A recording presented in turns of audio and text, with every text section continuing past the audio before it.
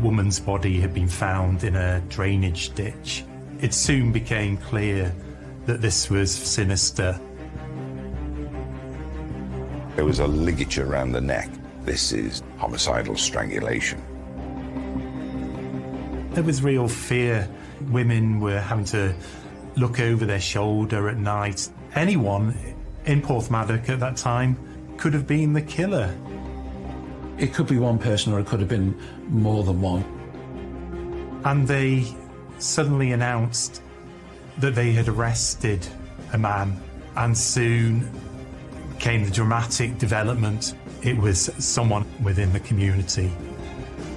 But the witness might have been mistaken in the identification of the person responsible.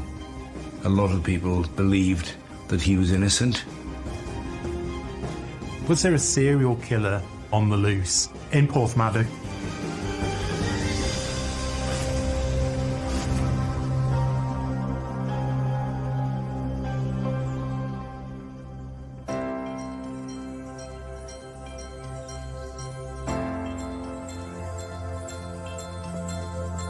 Nestled on the picturesque Glaslyn estuary in North Wales is the charming harbour town of Porthmadog. Porthmadog is a coastal town. It had been in the 19th and 20th centuries a working port where slate from the North Wales slate mines were ferried to Porthmadog and from Porthmadog all over the world. It was famous for that.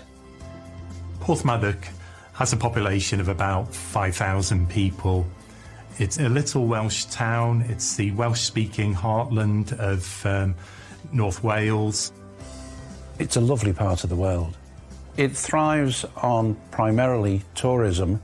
It has a very close community where most people know everybody else. The majority of people that live in Porthmadog live there all their lives and don't move away. Some people would still keep their front door unlocked. People were trusted, and it was the last place that you would expect such a dreadful event to happen.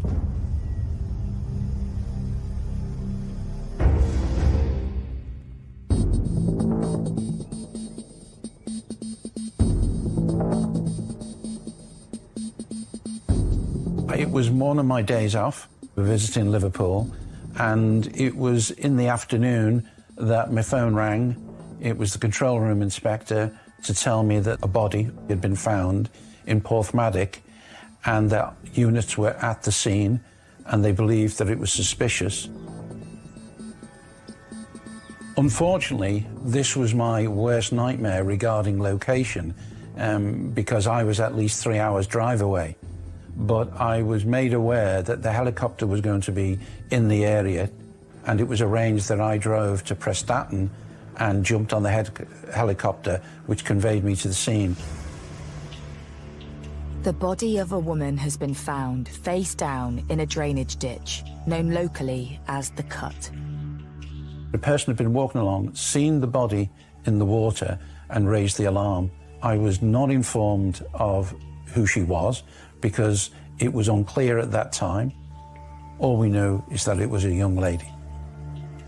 This cut, it's essentially a water-filled deep drainage ditch which has a certain degree of tidal current in it, washing in and out. The location of the woman's body means that it is a race against time for the forensic team. Your first concern with a body in these kind of circumstances is how much of the forensics is going to be lost.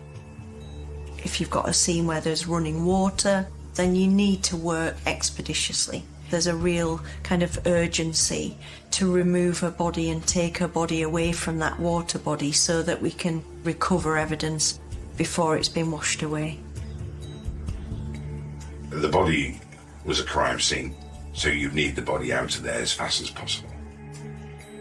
The crime scene manager, she informed me that a doctor had already been out and had pronounced the victim dead. And on turning over the body that was still in the water at that time, they'd found that a scarf was placed around her neck and that the end of the scarf had been forced down into her mouth. Once the pathologist was able to inspect the body and see that there were features that were not in keeping with an accidental death, then that triggered a completely different track for the investigation. We're now in a possible murder situation. This is homicidal strangulation. I mean, she wasn't suspended from anything. It wasn't self-suspension. There were injuries to the body, bruises. So it was quite clearly a homicide. Also, that there was part of her clothing was disturbed, which it led us to believe that there was a sexual side of this attack. Identifying who the victim is naturally a priority because we need to inform the relatives. We didn't know at that time whether the person was a local or someone there on a holiday. It was my suspicion, bearing in mind the location, and it was close to local housing, that it was unlikely to be a sort of tourist. It wasn't the tourist part of town, but we didn't know. As police and CSI descend on the small seaside town, locals are becoming increasingly alarmed. Word soon gets around. It really did shock the community.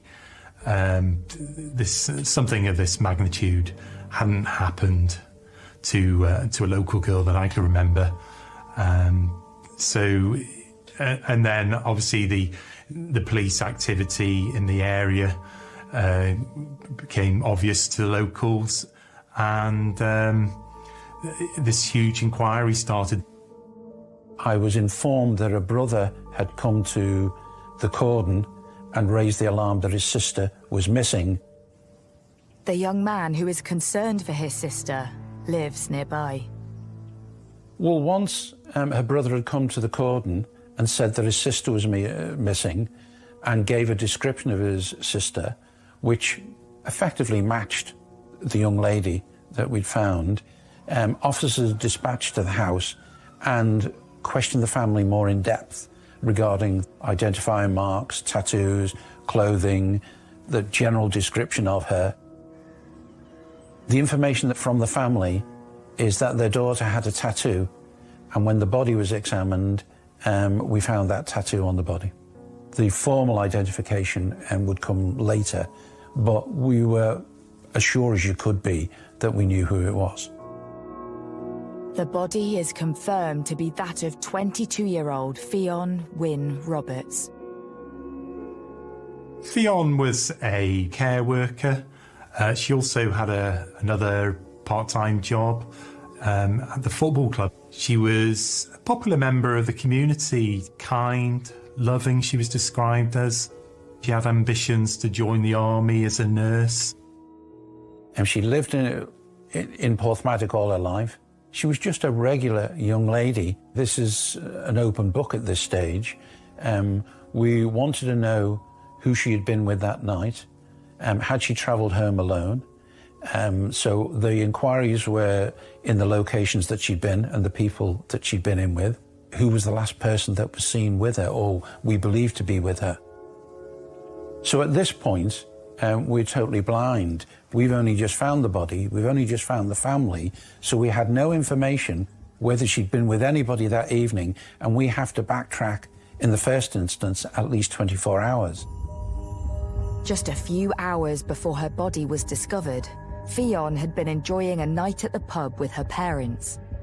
On the evening before, she'd been out celebrating with the family, and on a Saturday evening, had been doing what most young people do, socialising with friends in the town.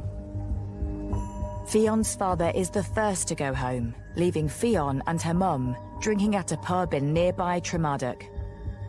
At around 2 a.m, Fion's mum returns home, and then 2 hours later, Ffion decides to make the short walk home alone.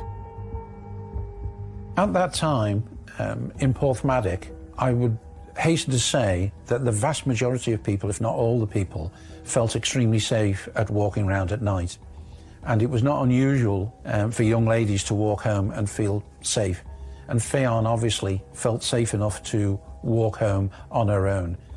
Others had offered to go home with her, and she had decided no, she was safe enough, and she left for the journey home herself. So I think she was going home not having any worries at all, because at that stage, I don't think people did in that small rural town. This was the last time Ffion Wyn Roberts would be seen alive.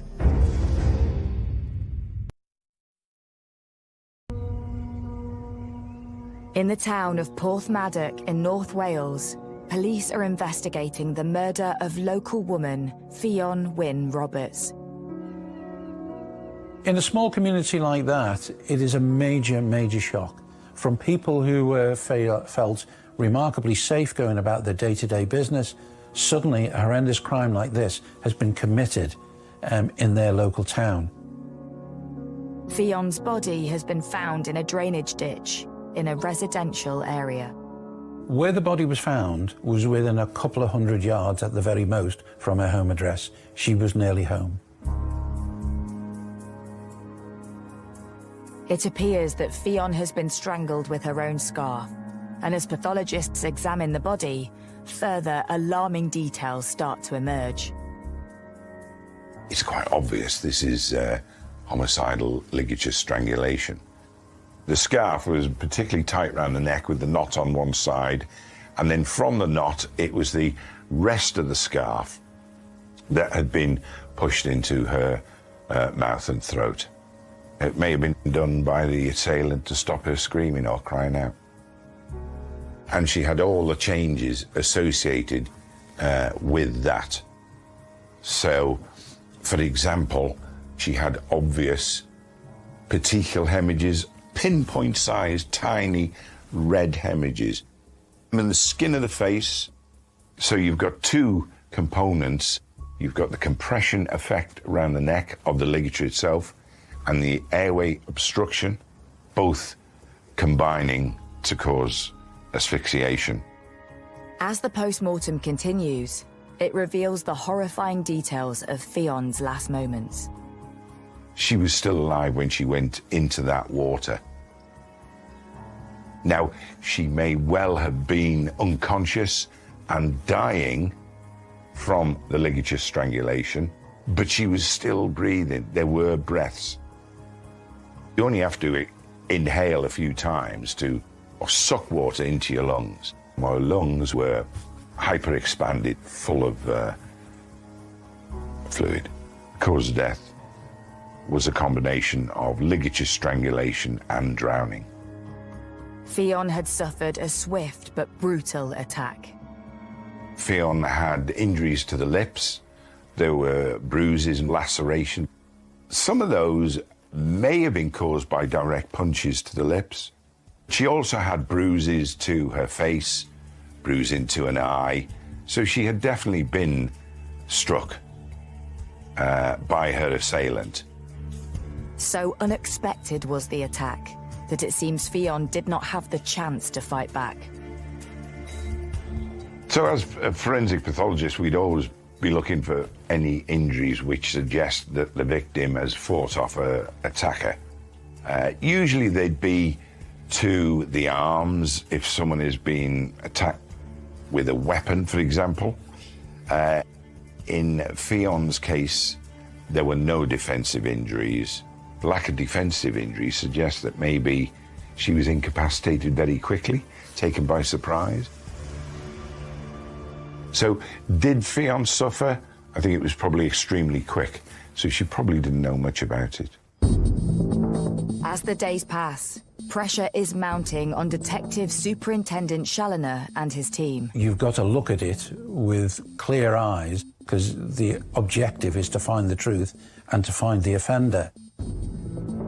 Everybody that came into contact with Ffion for 24 hours, everybody in the pub, everybody that was out and about that night, and all those people are interviewed. So you're talking about hundreds of statements being taken.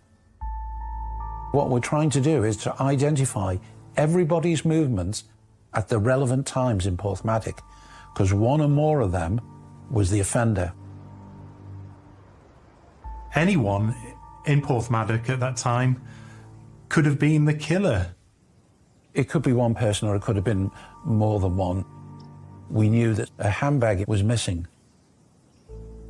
So I am deciding on what is the priority about searching and expanding that search area, especially as this is a water flow and evidence may have moved down that.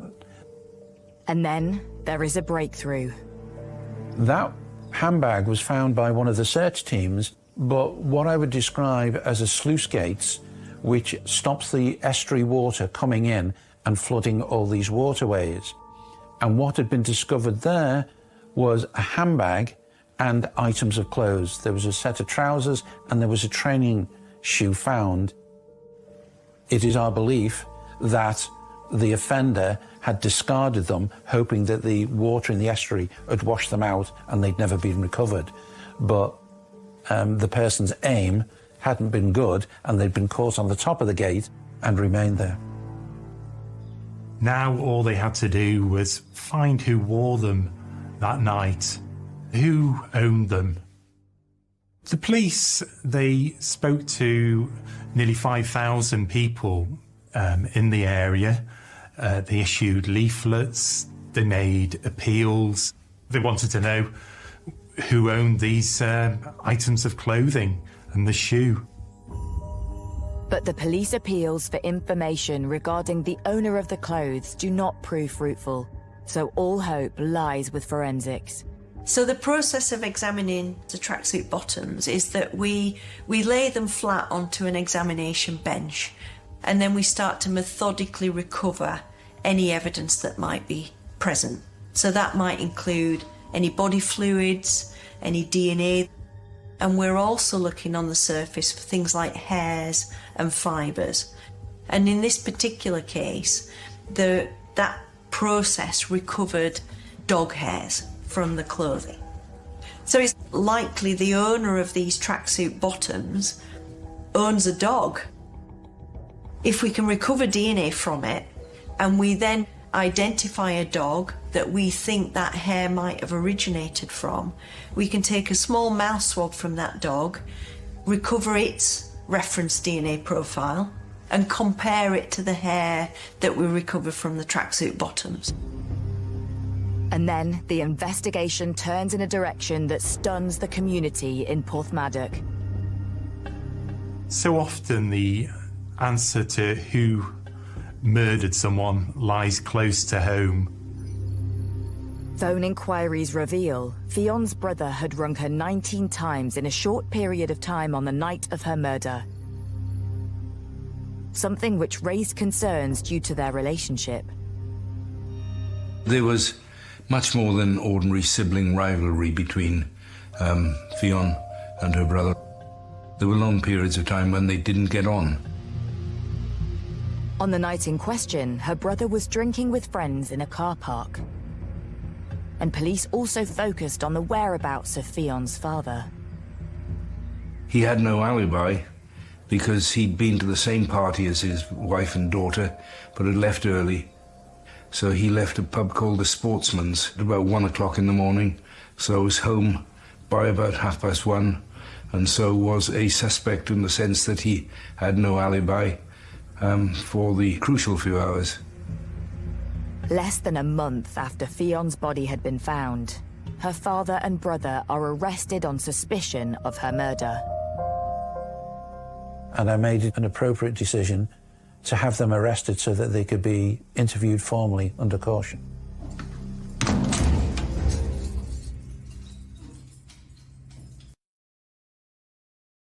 Police in North Wales are investigating the homicide of 22-year-old Ffion Wyn Roberts.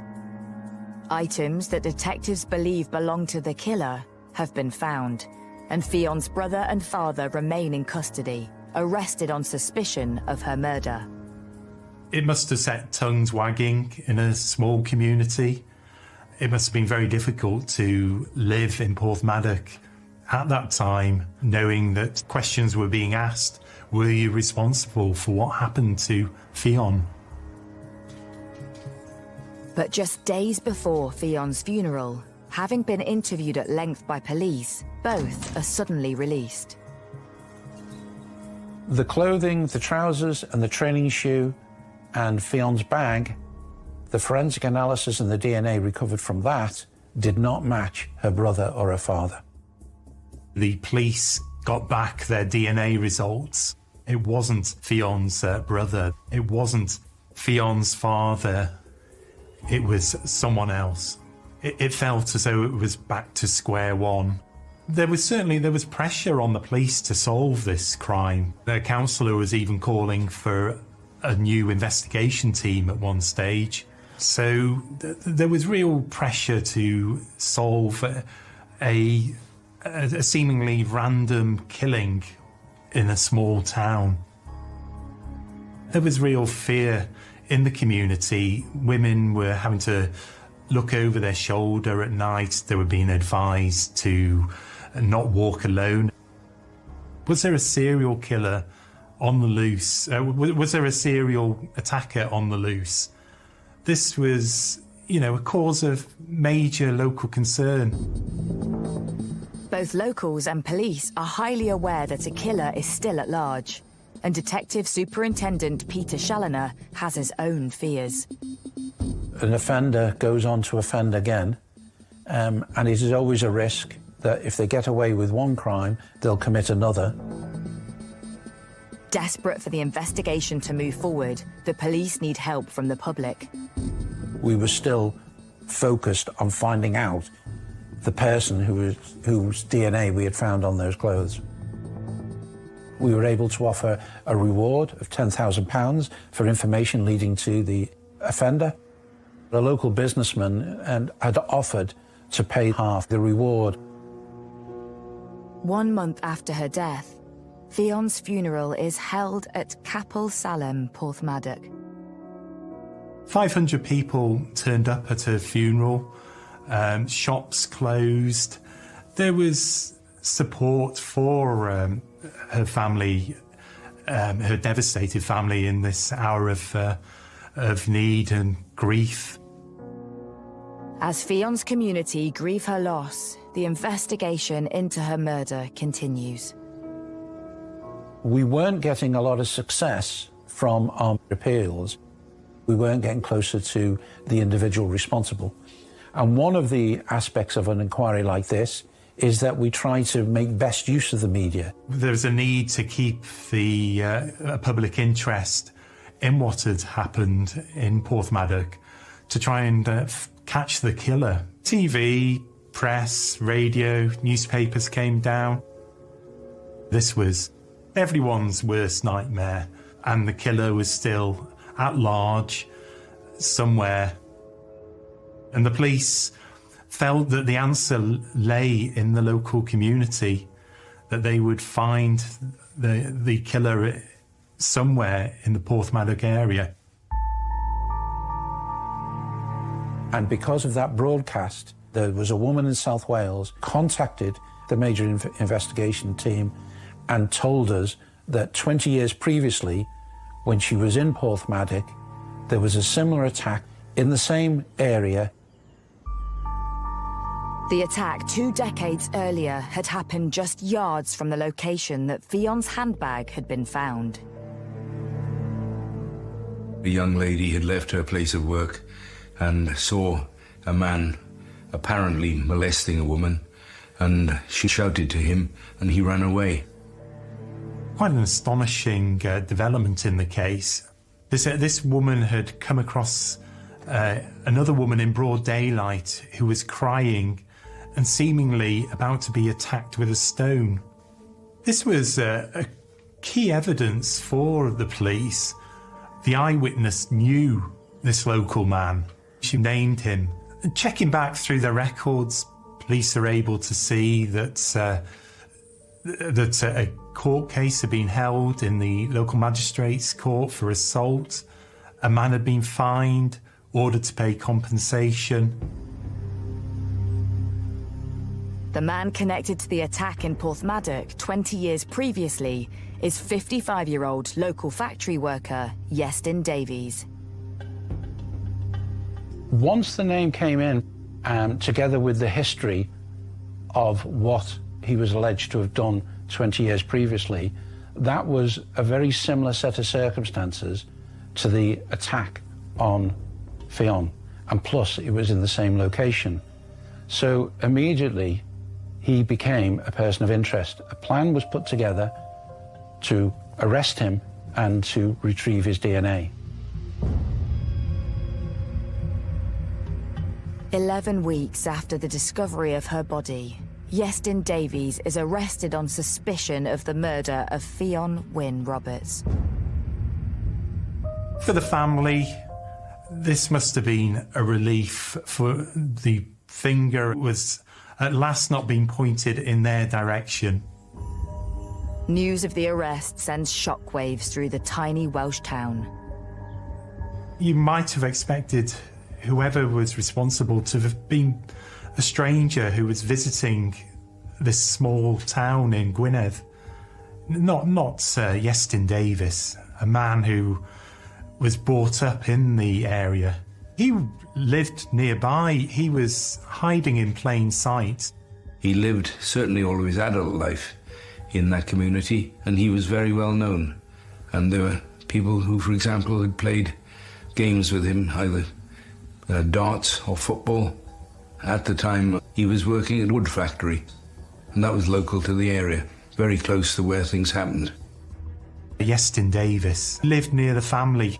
He knew Ffion, and it came as a real shock to the community that someone within Porthmadog could be accused of such a grave act, such an awful, dreadful killing. He was arrested, his DNA was taken, a police rider was on hand to escort that forensic example of his DNA to the lab. They did an examination and reported back that we had a match. The match of that DNA was from the sample inside Ffion's bag. So once that DNA was recovered from the handbag, it generated a match to Iestyn Davies's DNA profile. And the way that we convey that match was that it's a 1 in a billion. So what that means is it's 1 billion times more likely that the DNA originated from Iestyn Davies than it did an unrelated individual. And so the opinion was given that the DNA was transferred as a result of him having handled that handbag. The case was starting to come together. When I had identified Davies, we found out that he had a dog.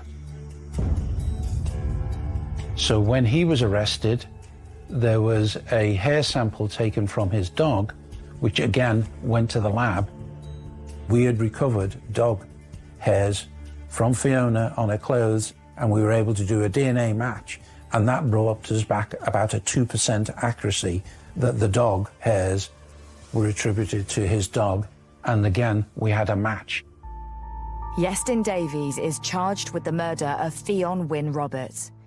But Detective Superintendent Challoner knows that there is one major flaw in his evidence. The defence will make great play that the police haven't brought forward an eyewitness. Well, there isn't one. That's a fact of life. You can't manufacture an eyewitness. If no one was there, you don't have one.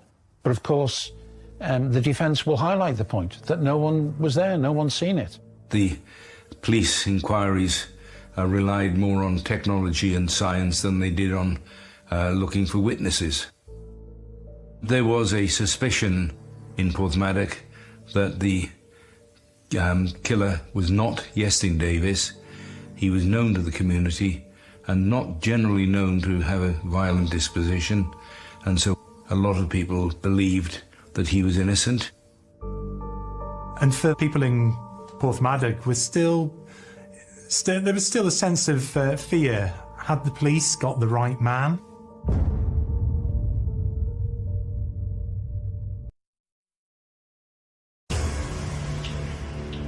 Nearly 12 months after the body of Ffion Wyn Roberts was found in a drainage ditch, the man accused of her murder, Iestyn Davies, is to stand trial.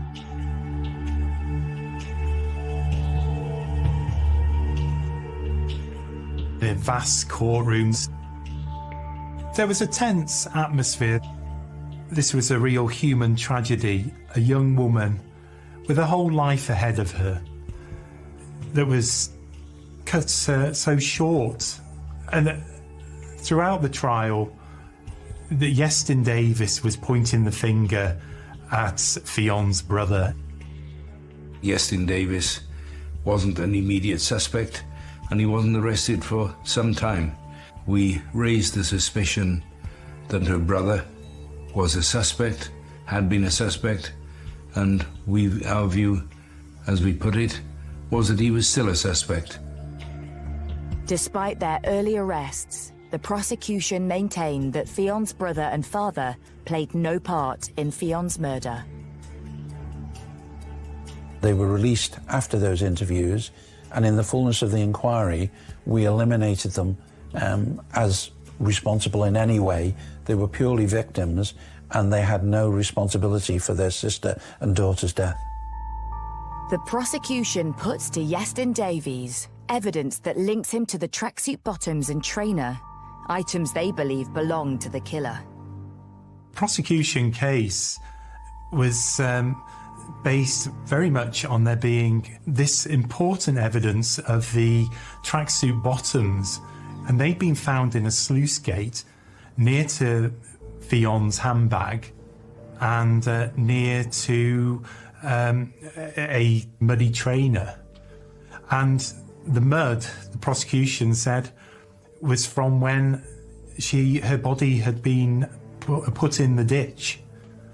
And there was also DNA evidence. The discovery of Iestyn's DNA on the discarded clothing is compelling, but the defense are able to offer an explanation. The tracksuit bottoms were accepted by Iestyn Davies to have been his. He gave an account of having washed them at work and hung them up on a fence, and they had disappeared. Now, there's a logic in that, because where they were found was quite close to where he said he'd hung them up to dry, and so that was credible. However, it is revealed that Iestyn Davies' DNA was also found on Fion's clothes. He gave as an explanation for that he had seen her on the Friday night at the station public house, and that he'd given her a hug. So if an individual gives an account in which they have been in legitimate contact with someone before the attack, we have to consider what is the chances, or what is our expectation of DNA transferring in that setting. And obviously, if I hug someone, my DNA could transfer. The prosecution are quick to offer their rebuttal.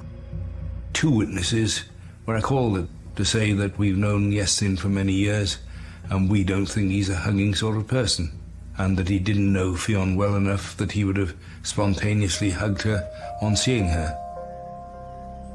The defence know that the eyewitness evidence from the historic assault in Porthmadog may be harder to explain away.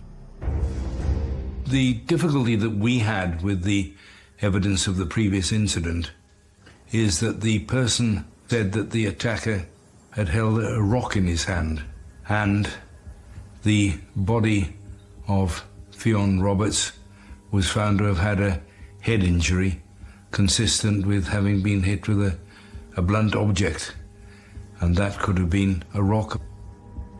So that would then become, in the prosecution's perspective, a weapon of choice. Nonetheless, Iestyn's defence team raise a simple concern that casts a shadow of doubt over the eyewitness testimony.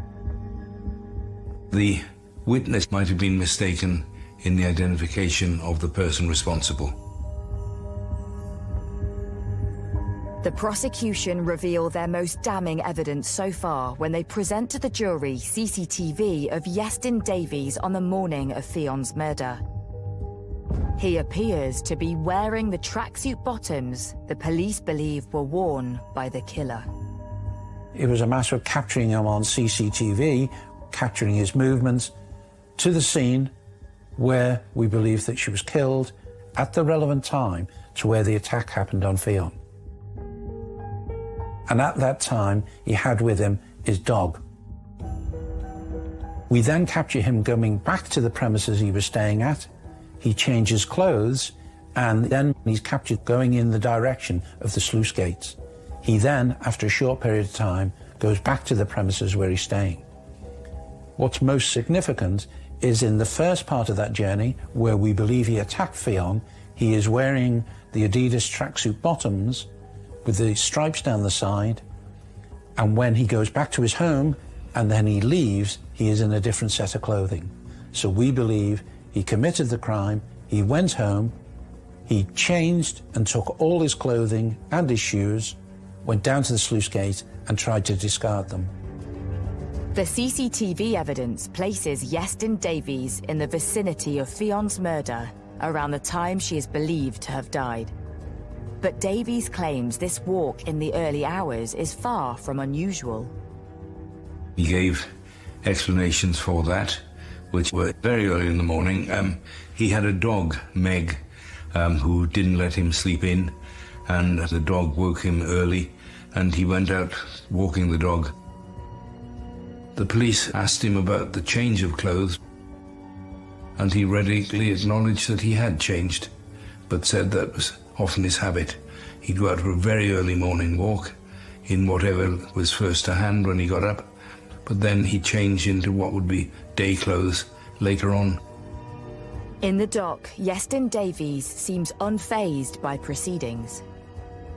He was full of himself in there. He was an expressionist, cocky. He was cool, he was calm. This was a man who wasn't buckling under the pressure of intense questioning. Iestyn Davies was almost laughing at the law. There was a telling moment when he said, "I'm enjoying this." This was during his cross-examination, which was quite shocking to those in the courtroom at the time. And don't forget, we were talking about the most horrendous murder of a young woman. It painted a chilling or sinister outline of the true character of the man. A man who seemed unfazed by what he was being accused of. He was so devious. He was a man who hadn't panicked, who smirked while being questioned about a murder of a young woman. But the prosecution have evidence that they believe will wipe the smile from Iestyn Davies' face. There was DNA found in the knot of Ffion's scarf, which was used to strangle her and gag her. And because the DNA was inside the knot, it suggests that it belongs to the person who tied the ligature. You have to remember that this person was found in a water body, so that there's a risk that it's going to remove some evidence. But the fact that we've got this knotted part of the scarf means that it would have been protected. It's a forensic goldmine. So DNA is this kind of silent witness. And the DNA is a match to Iestyn Davies. All this evidence was pointing towards Iestyn Davies. The story of her brother being the real killer, it all seemed to be becoming something of a red herring. He wasn't the clever killer that he perhaps thought he was. He was concocting lies, and his story was starting to fall apart under scrutiny. After 6 weeks of evidence, the jury retired to consider their verdict. We had no expectation of a result going one way or the other. There might have been a conviction, there might have been an acquittal. I stopped looking in the crystal ball many years ago. We have no idea which way a jury is going to go, and every time is a mystery. Tensions in court are running high when, after several days of deliberation, the jury are unable to agree on a verdict. The judge brought them back in, and they said they couldn't unanimously come to a verdict, and he gave them the option of a majority verdict. The jury had been out for some days, and I think for many of us, we were reaching the stage, is this going to be a retrial? Now, once they've been given that opportunity to bring back a majority verdict, it wasn't so long after that that they actually returned. By a majority verdict of 10-2, Iestyn Davies is found guilty of the murder of Ffion Wyn Roberts.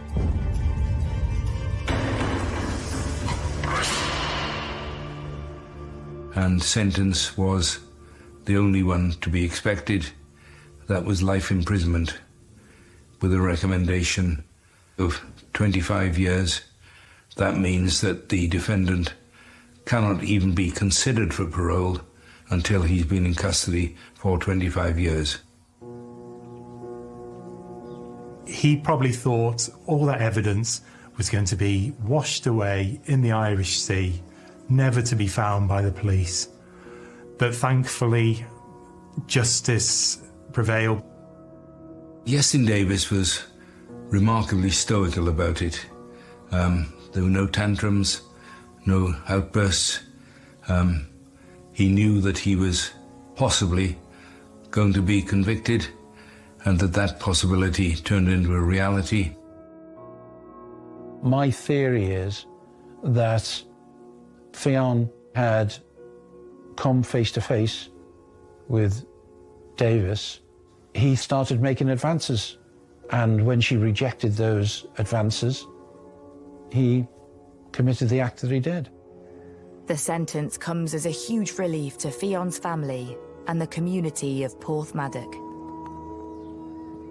They were a well-known family and a respected family. They were liked and admired because they were all hard-working people, and the community felt very strongly that they'd suffered a great loss. In a final cruel twist, it transpires that Iestyn Davies had visited the family home just days after he had killed Ffion. And it really did add to the agony of the Roberts family. They'd lost their daughter in these most terrible circumstances, and then have the killer turn up at their home, comforting them. This was a truly grotesque thing for anyone to do. For Fion's family, friends and neighbours in Porthmadog, the loss of one of their own continues to cut deep. It caused huge upset. It was going to take time for the people to get over what had happened to this well-liked girl.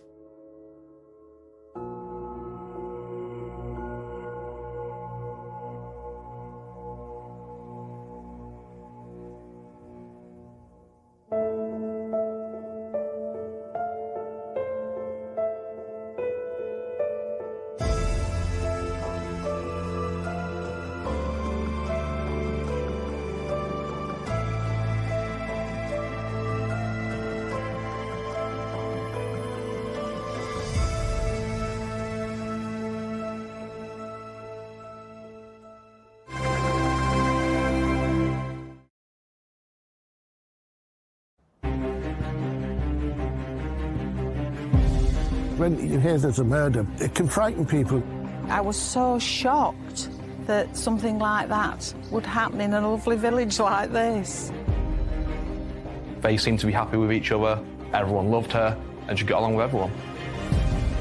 There were concerns about her welfare. The alarm bells were raised. They had heard things happening, shouting, fights. It was weird. It's as if he was trying to tell us something.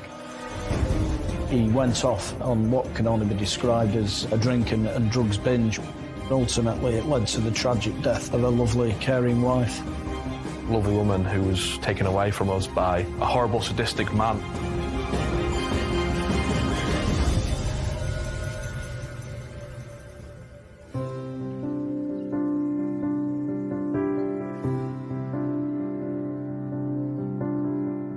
Situated in the stunning rolling wolds of North Lincolnshire lies the peaceful village of Werleby. I've lived in Werleby for 48 years. It's a really nice, quiet village. Everybody seems to know everybody. We get on really well. Last year, we won the best kept village. It's a nice little village, plenty of activities, plenty going on. It's so quiet. It's a little rural idyll, if you like. It's like going back in time living here. There's very little crime. It's beautiful.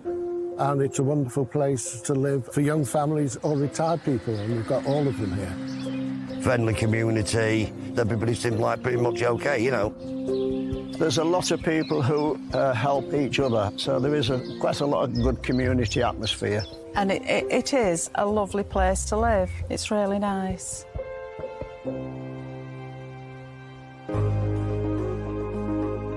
So it's the ideal place for Ian Hamer and wife Joanne to set up home.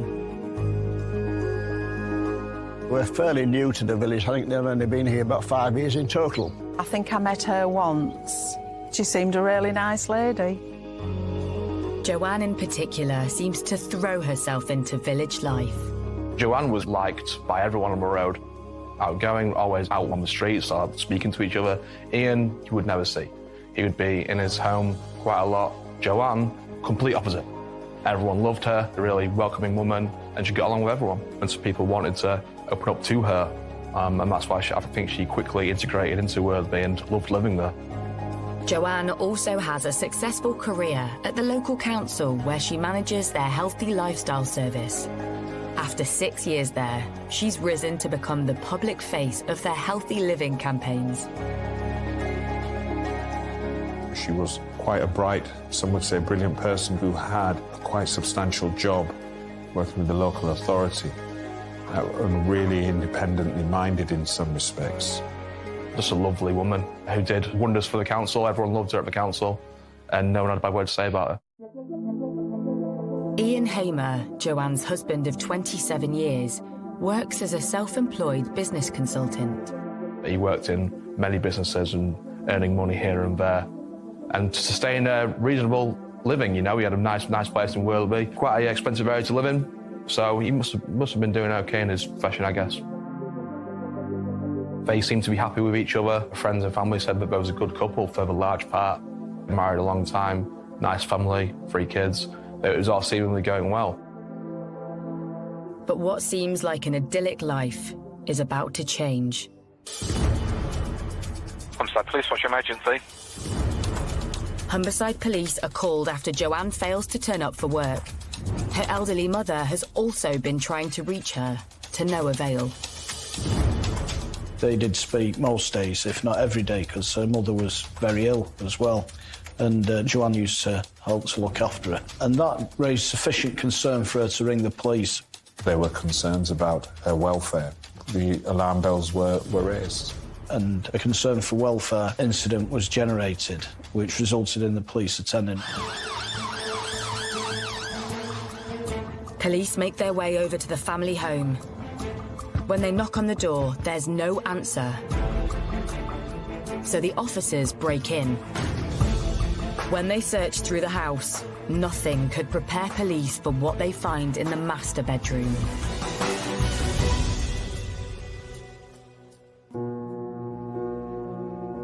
Joanne Hamer's lying lifeless on her bed. Medical professionals will have been called immediately. You know, monitors would have been placed on to see if there's any signs of heart trace or anything. Any chance whatsoever that resuscitation could take place. They had discovered she was dead. It's apparent she'd been killed from the scene, the way she was left.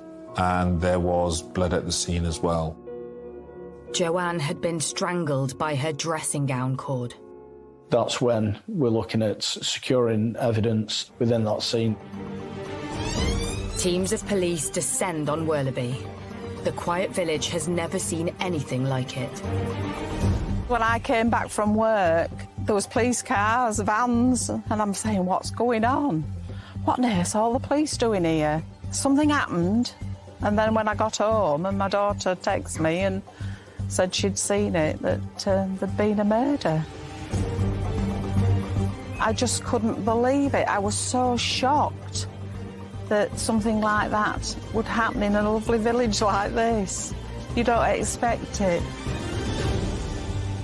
As word spreads fast through the neighbourhood, the local newspaper gets wind of an incident in Worlby. Reporter Charlie Wilson heads to the scene. So you're like, OK, we've got a big story. Let's get there first. Let's be quick. Let's be first. So we got down there. We were the first people there. Very quickly, it was evident this could be a very serious, scary incident. I've never reported on a murder before. That's the first time that's happened to me. So it was a case of doing it really delicately, respectfully, and just trying to build up what had happened, really. Soon, the news is spreading beyond the boundaries of the village. Maybe an hour later, you get the likes of ITV, BBC, Sky coming down, and that's when it was like, whoa, OK, people out on the road, like, wondering what's going on. Yeah, everyone was shocked to see the amount of media attention. You just don't get this sort of thing in these sort of villages. Yeah, I was quite shocked, really. You would never think that something would happen in a small community like this. I couldn't believe it. Everybody was shocked. It didn't seem right. Something like that would happen here. You hear about it in cities, but in a little quiet Lincolnshire village, you just don't expect it at all. Joanne's family are left devastated by the news, and her colleagues at work are also reeling. Truly sad. I spoke to a few of them. They were just in pieces, of course they would be. Their colleague who they loved dearly, and they really did love her. It was tough for them, it was very tough. And it dawns on Joe's village that there's a killer living in their midst. I think some people were a little bit upset. They were locking the doors a bit more quickly. I think the first reaction is alarm, because when you hear there's a murder but you don't know the circumstances, and it can frighten people into thinking we've got a killer at large who's going to cause more trouble. You're quite fearful about what it could mean and what the implications for the future are. It was very awful to hear that it had happened in our village. It's frightening. It really is.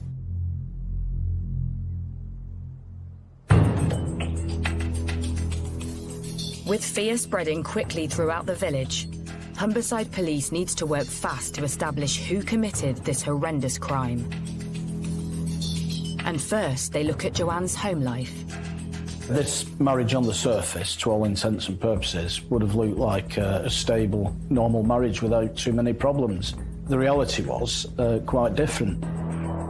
What I heard was that their marriage wasn't great by the people on the road who lived there, because they had heard things happening, let's just say, whether it be shouting, fights. It turns out Joanne and Ian had recently had a trial separation, but then Joanne decided to return to the family home. Joanne Hamer had sought to see if she could give the relationship one last chance.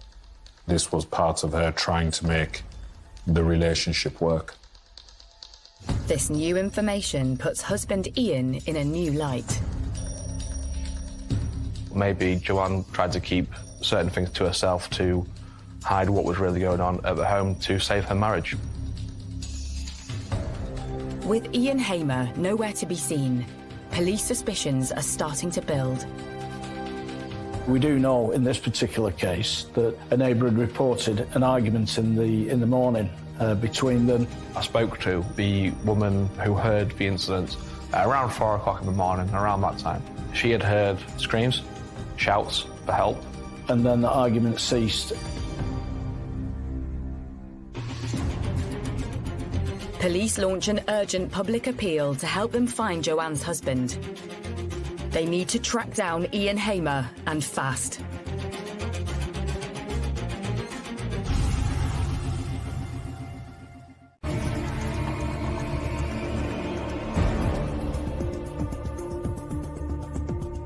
In the quiet Lincolnshire village of Worlaby, police have launched a murder hunt. Mother of 3, Joanne Hamer, has been found strangled in her bed. Husband Ian has mysteriously disappeared since a row reported by neighbours in the early hours of the morning. And this doesn't seem to be the first either. I guess people on the road had heard these things where it really went bad, to say the least. None of the neighbours who I spoke to liked him at all. With Ian Hamer now under suspicion, Humberside Police make an urgent appeal for his whereabouts. They released the details of his car, a white BMW 5 Series. They also warned the public not to approach him. Once a decision had been made by the senior investigating officer that Ian Hamer was a suspect for this crime, then a manhunt would have taken place.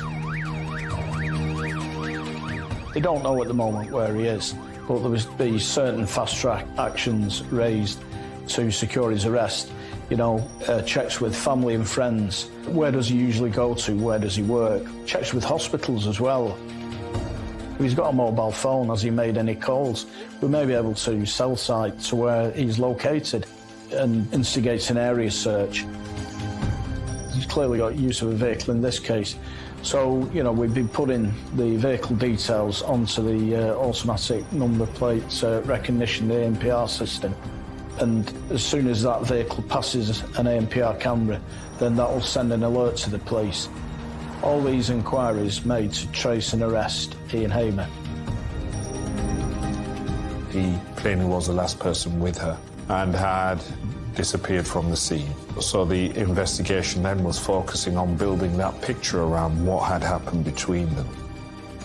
And then going further back, what had happened between them not just on that night, but also in the period leading up to this.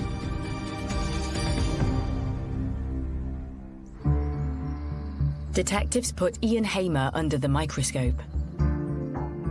The picture that emerged from witnesses was of somebody who was supremely self-assured, self-confident, and superficially was, or at least on the face of it, was somebody who was quite engaging and interesting. But those same people always spoke about, the more they got to know him, appeared to be another side to him. And they also described how, over time, he could present as being very self-interested and, I suppose, conceited. So there was somebody who could, when he wanted to present in a way which was superficially attractive, but the more people got to know him, there was to him which was unattractive in terms of him being controlling, perhaps aggressive. And after speaking to Joanne's family and friends, it turns out Hamer has a checkered history. There have been a number of previous reports made indicating domestic violence. You know, he was reported to have ripped up her wedding dress. Those reports of him tearing up a teddy bear, which was sentimental to her. You know, this is really significant in a case such as this. The police had been called out on many occasions, but as is so often the case, they weren't really ever progressed. Part of that was because of the approach of the family to try and manage what was happening within the family. The personality of Joanne Hamer was, tragically, to try and make it work at all times. When you're married to someone for so long, you want to, make things work. And she shouldn't be wrongly for that, for wanting to make her marriage with her husband of 27 years and 3 children work. It's just that he was so far gone and so far twisted. There are a number of occasions where she left him, but he managed to persuade her to come back. And I've investigated, sadly, domestic homicides where controlling and abusive husbands have tried to isolate their wives, and we know that Hamer did this and, dissuading her from contact with family and friends. In 2013, police discover this came to a head when Ian Hamer started divorce proceedings, blaming the involvement of Joanne's mother in their relationship. So, he was antagonistic towards his wife's relationship with her own mother. So he was all about controlling and being abusive towards his wife and driving a wedge between her and family and friends. And it just shows this controlling and coercive and bullying and domineering nature of Ian Hamer towards his wife within that relationship. And that isn't uncommon in domestic homicide cases, sadly.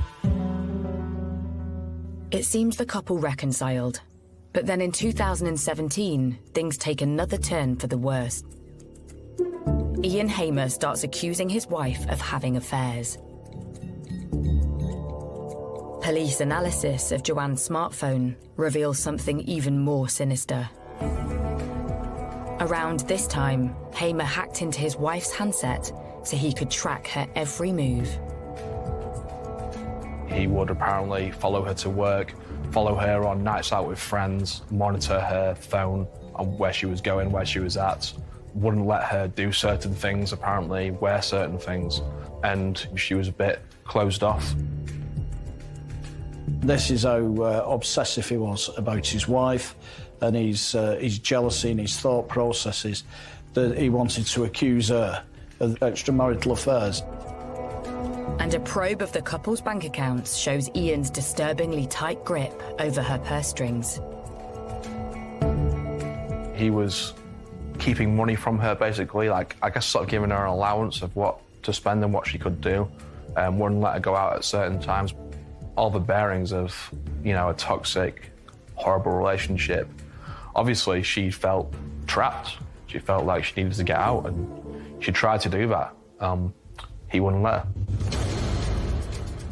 In the weeks before her death, Joanne had moved out and was considering buying a property.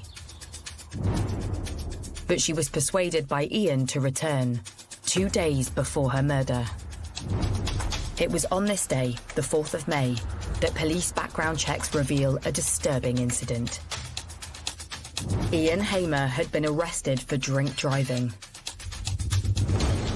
As well as being controlling and abusive towards his wife, he seemed to be losing control of his own life in some respects. He was drinking more heavily. So there's a clear pattern there of his own destructive behaviour escalating within himself, and particularly abusing alcohol as part of that process. Investigators discover it's not only drink that's fueling Hamer's abusive behaviour. He had a cocaine problem that had become prevalent in his life over the last 2 or 3 years, and that became worse and worse and worse. When he picked up this addiction, maybe his personality changed because of that, and his health, mental and physical, deteriorated. Businessman Ian Hamer's respectable lifestyle is now questionable. And when they learn what he did in the hours following the estimated time of Joanne's murder, they're convinced they have the right man. Soon after that last blazing row reported by neighbours, Joanne's mother said she had an unsettling phone call with her son-in-law. When family members tried to contact her the following morning, he told them that Joanne Hamer couldn't speak to them because she was unwell, and as he framed it, she had a sore throat. Chillingly, police believe Joanne was already dead when Hamer made that calculating comment. Just, like, sick. Like, strangle her, and then you got to tell her mum that she can't come because she's got a bad throat. Like, sadistic. Like, horrible. When you hear that, it's just like, I don't know what to say. Horrible.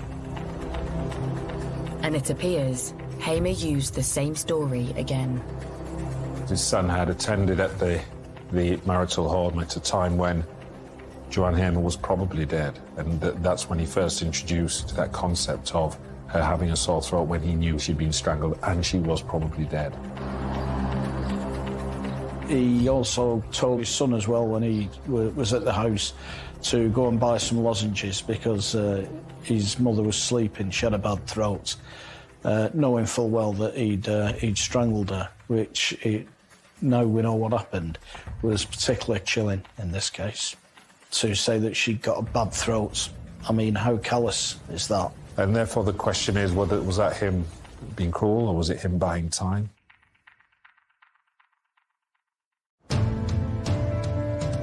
This cunning ploy tells police they have a calculating killer on the run, who wants to stay one step ahead of them.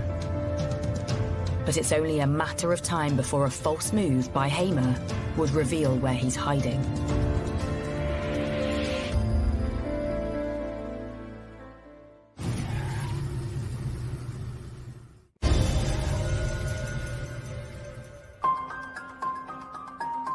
Worleby, North Lincolnshire.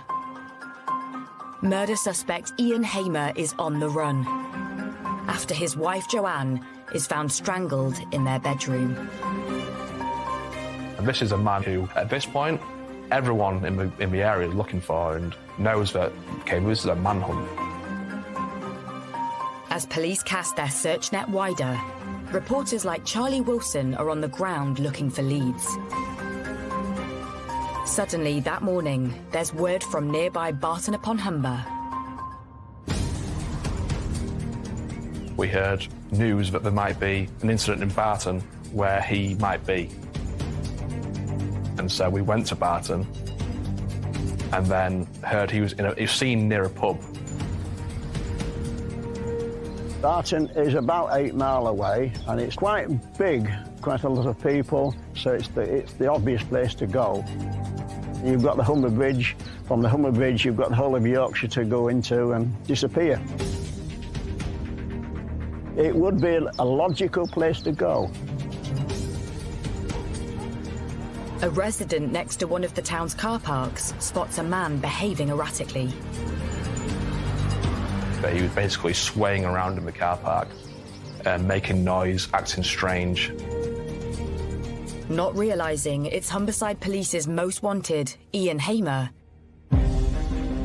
the woman calls 999 to report a disturbance. I think she reported that he was on Spice and shouting. Obviously, he was actually drunk, intoxicated, on whatever he was on. He would wander around the car park, shout.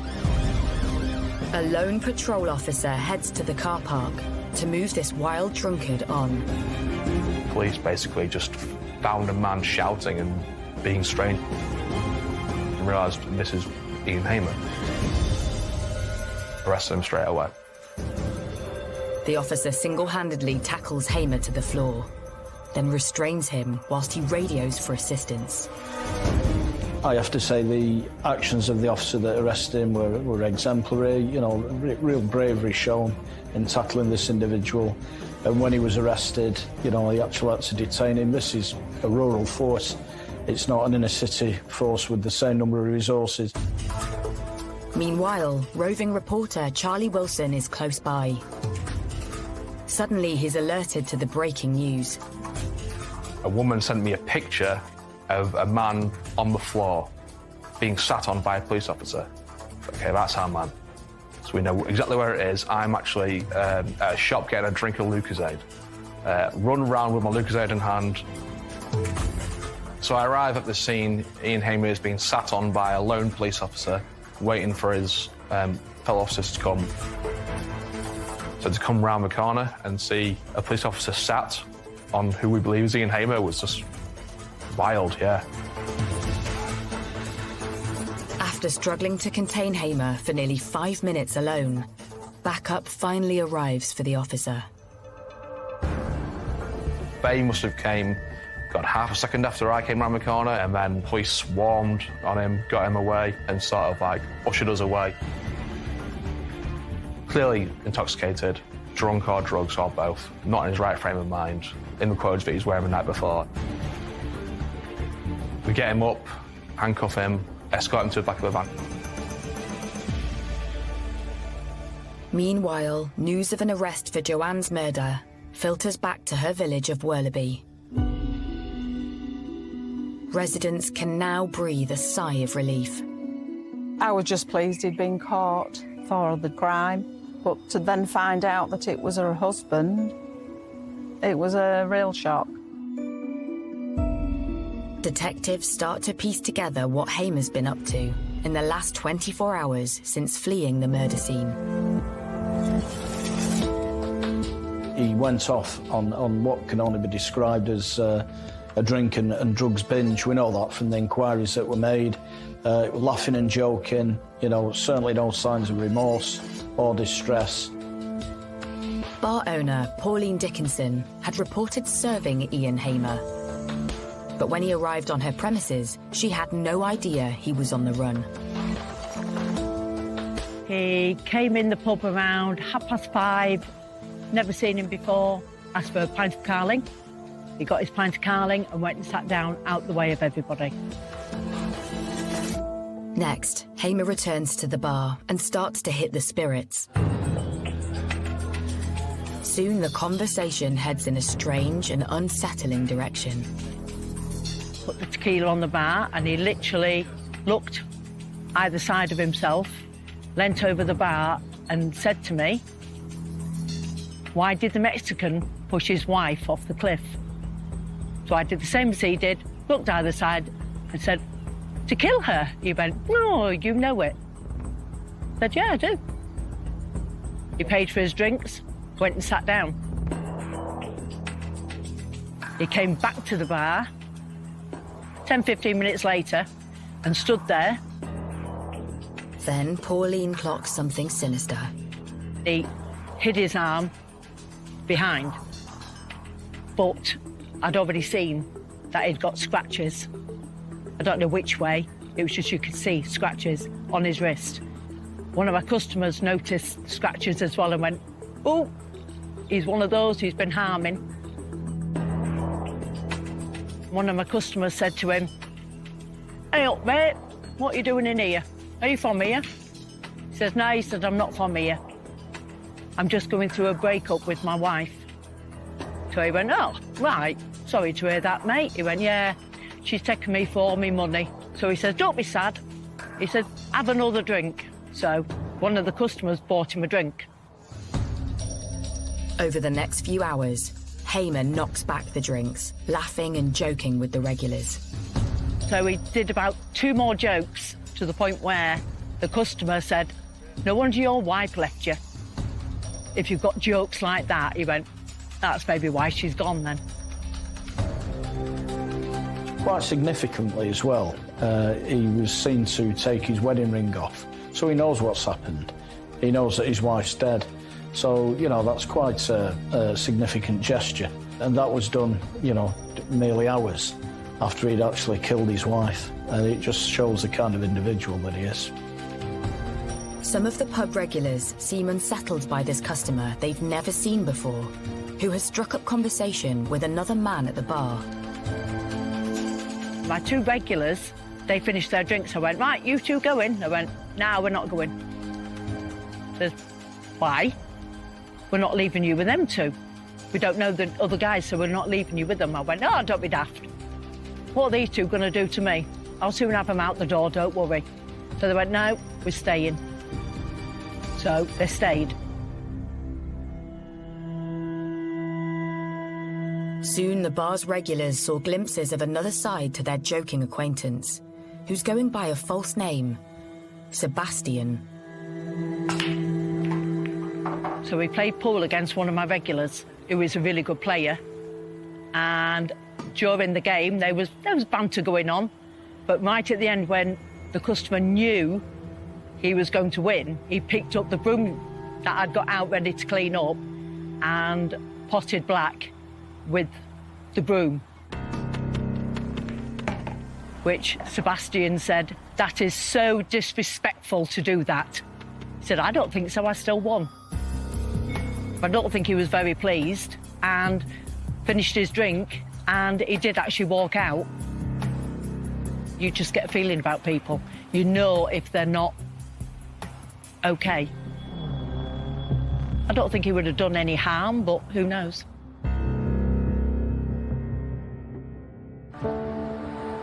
Next morning, Pauline's alerted to the terrifying news on Facebook that the customer she had served the night before isn't called Sebastian, but Ian Hamer.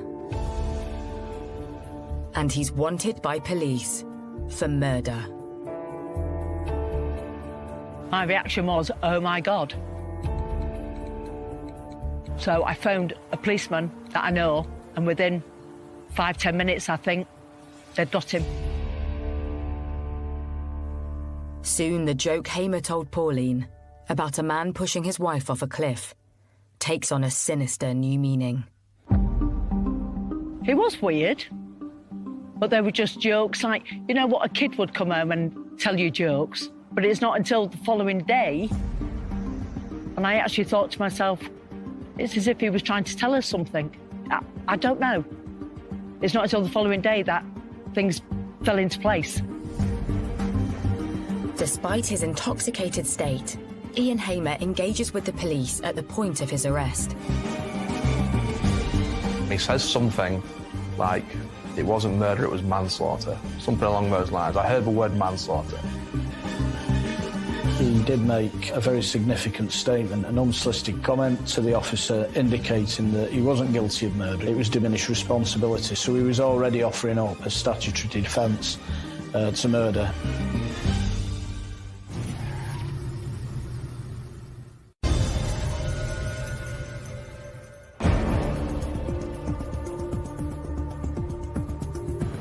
After 24 hours on the run, Ian Hamer has been arrested in North Lincolnshire on suspicion of murder.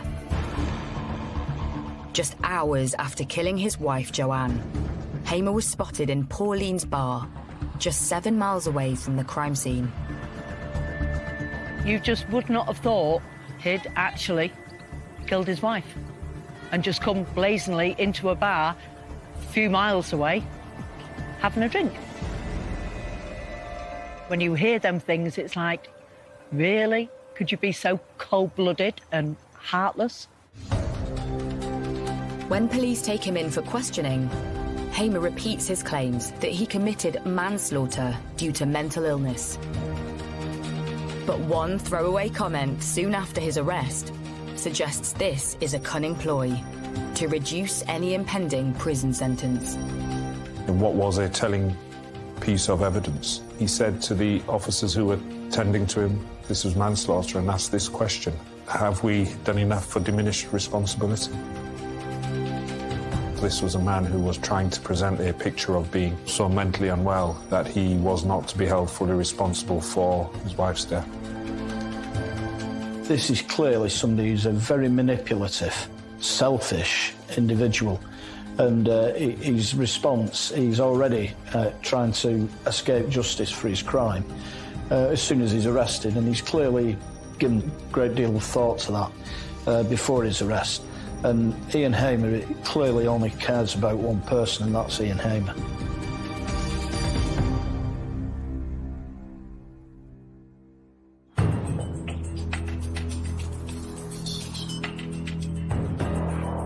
In spite of Hamer's claims, he's charged with his wife's murder.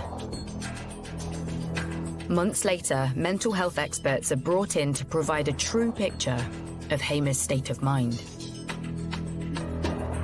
After his arrest, he was subsequently interviewed by two psychiatrists to explore whether there were any mental illness elements that would lead to diminished responsibility. They ask him probing questions about his relationship with wife Joanne. He began to present what was ultimately going to be his defence. He accepted he had killed her, but in the context where he said he didn't want to do it, and used the phrase that it was some sort of psychotic episode. Then Hamer starts to go on the offensive, claiming he is the real victim in the abusive marriage. Ian Hamer claimed that his wife had taunted him to say that their children weren't his. He'd made a slur on his wife's character, saying she was engaged in extramarital affairs. There's no evidence of this. He would say that she would see other people, that she would be on dating apps and she would find other men more attractive than him. And anyone who knew Joanne knows that that's just completely laughable and a joke. She was the most loyal woman you could meet. Just sort of making up excuses in his head, I guess, to find ways and motives to do what he did. Then his claims turn even more extreme. He made plain that he was himself a victim of domestic abuse. You know, he claims that she hit him over the head with a shoe. We've got no information about any injury, or certainly any serious injury to him. He claims she threw a phone at him. Again, there was no injury that we're aware of to support that. This was all seen as a tissue of lies. And clearly the people that knew Joanne had not seen any evidence of this whatsoever. And the only person who could suggest that this had taken place was Ian Hamer himself. But soon, the psychiatrists start to uncover Hamer's true colours. what was actually found by 2 psychiatrists, one diagnosed him with morbid jealousy and one with obsessive jealousy. But clearly, there wasn't an element of diminished responsibility for his actions. From the facts we know about the case and his behaviour and his actions, come as no surprise, because we can see the way that he jealously controlled his wife's movements and behaviour, you know, a real controlling nature. And when detectives scan Hamer's smartphone, the picture he painted as the victim starts to crumble. Just days before Joanne's murder, they find texts he sent to another woman promising jewellery. Things he was doing, he would accuse her for. He was seeing other women, that came out. He was on dating apps. He would accuse her of the things that he was doing exactly the same. We do know that Ian Hamer had affairs, he had one-night stands, and he accused his wife of the same. There's no evidence to suggest that that was the case. But investigators are blown away when they uncover the name Hamer uses on his dating profile. It sounds strikingly familiar. He'd use a fake name, Sebastian, apparently. He would use women wherever he was going to maybe go out on these dates and meet people. And yeah, to use a fake name, like, you're obviously up to something that's not good. 15 months after Joanne's murder, husband Ian Hamer is finally put on trial at Hull Crown Court. He pleads guilty to manslaughter on the grounds of diminished responsibility. But the prosecution sets out the case for cold-blooded murder. So it was a consideration for the jury whether that was a man demonstrating real symptoms of mental illness, or whether it was somebody using any illness to formulate a defence. The court is told the torrid details of the abuse Hamer inflicted on his wife. The question that was raised with the jury is whether or not, by the time of the killing, he in effect wanted to get rid of his wife so he could move on, but he needed control of that situation, and that's how we presented the case. As the trial progresses, even Hamer's own children take to the stand against their own father to describe the abuse suffered in their own home. One of them spoke of being aware of that from a very young age. It had become increasingly toxic and abusive. You then see the horrible human side of this, because they're being required to give evidence against one of their parents, and in circumstances where they've lost the other one. And for them, there's no good outcome to any of this. Following a heart-wrenching 3-week trial, the jury retires to consider their verdict. The verdict of the jury was that Ian Hamer was guilty of murder. Therefore, they rejected that idea that his mental state was such that he was not able to exercise proper judgment and control. He designed everything, including his response to the arresting officer, to make out that this was the case, that it was diminished responsibility. Thankfully, the jury didn't buy that, and they saw through Ian Hamer's excuses for what they were, just excuses. Hamer's jailed for life with a minimum of 22 years. At the time of sentencing, the judge takes into account the years of domestic violence Joanne suffered at the hands of her husband and his abusive control over her finances. The judge actually commented that he believed that one of the main motives in this case was he was afraid if the relationship ended that he would lose a significant amount of money. Money to which Joanne, in the law of England and Wales, was entitled to. Those were the family finances that should have been split accordingly. He didn't want that to happen, and he murdered his wife as a result. Kill someone, go out drinking, using drugs and joking about what he did. he obviously deserves to be locked away for the rest of his life, and I'm glad that's the case.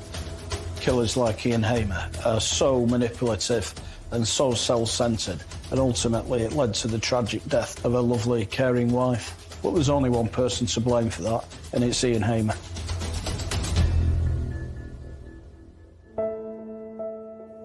Years later, the sadness of the case is still felt by those in the quiet Lincolnshire village of Worleby.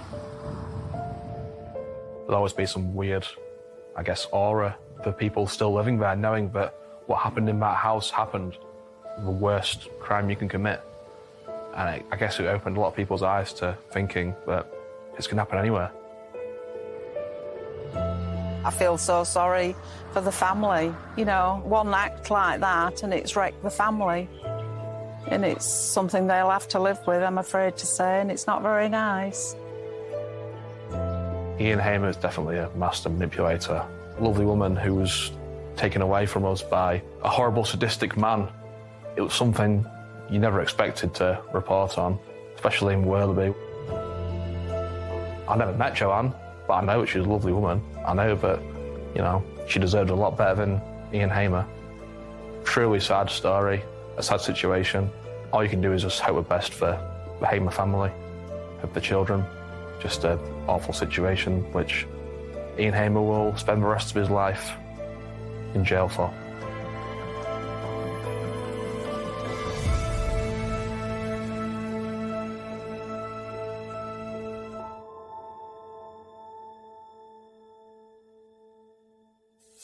Experience the power of science to crack a crime. Forensics Catching the Killer is new Friday at 9 on Sky Mix.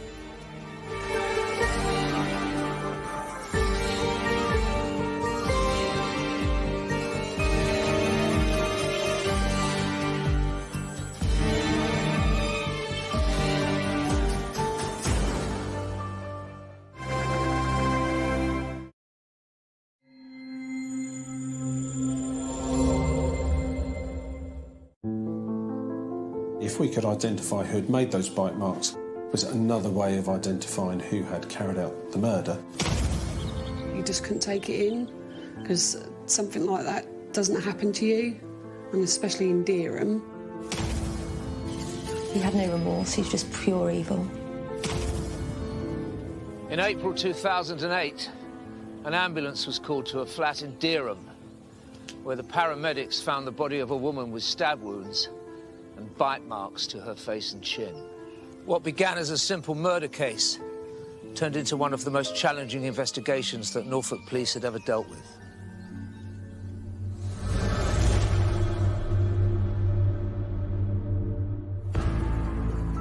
Situated halfway between Norwich and King's Lynn is the town of Dereham, home to 47-year-old mother of three, Elaine Walpole. On Tuesday, the 29th of April 2008, a friend raised the alarm after not seeing Elaine for a few days. Elaine's neighbour hadn't seen Elaine since the Saturday. They used to see each other every day, and so he was concerned that she may have fallen and had some sort of medical episode in her flat, and called an ambulance.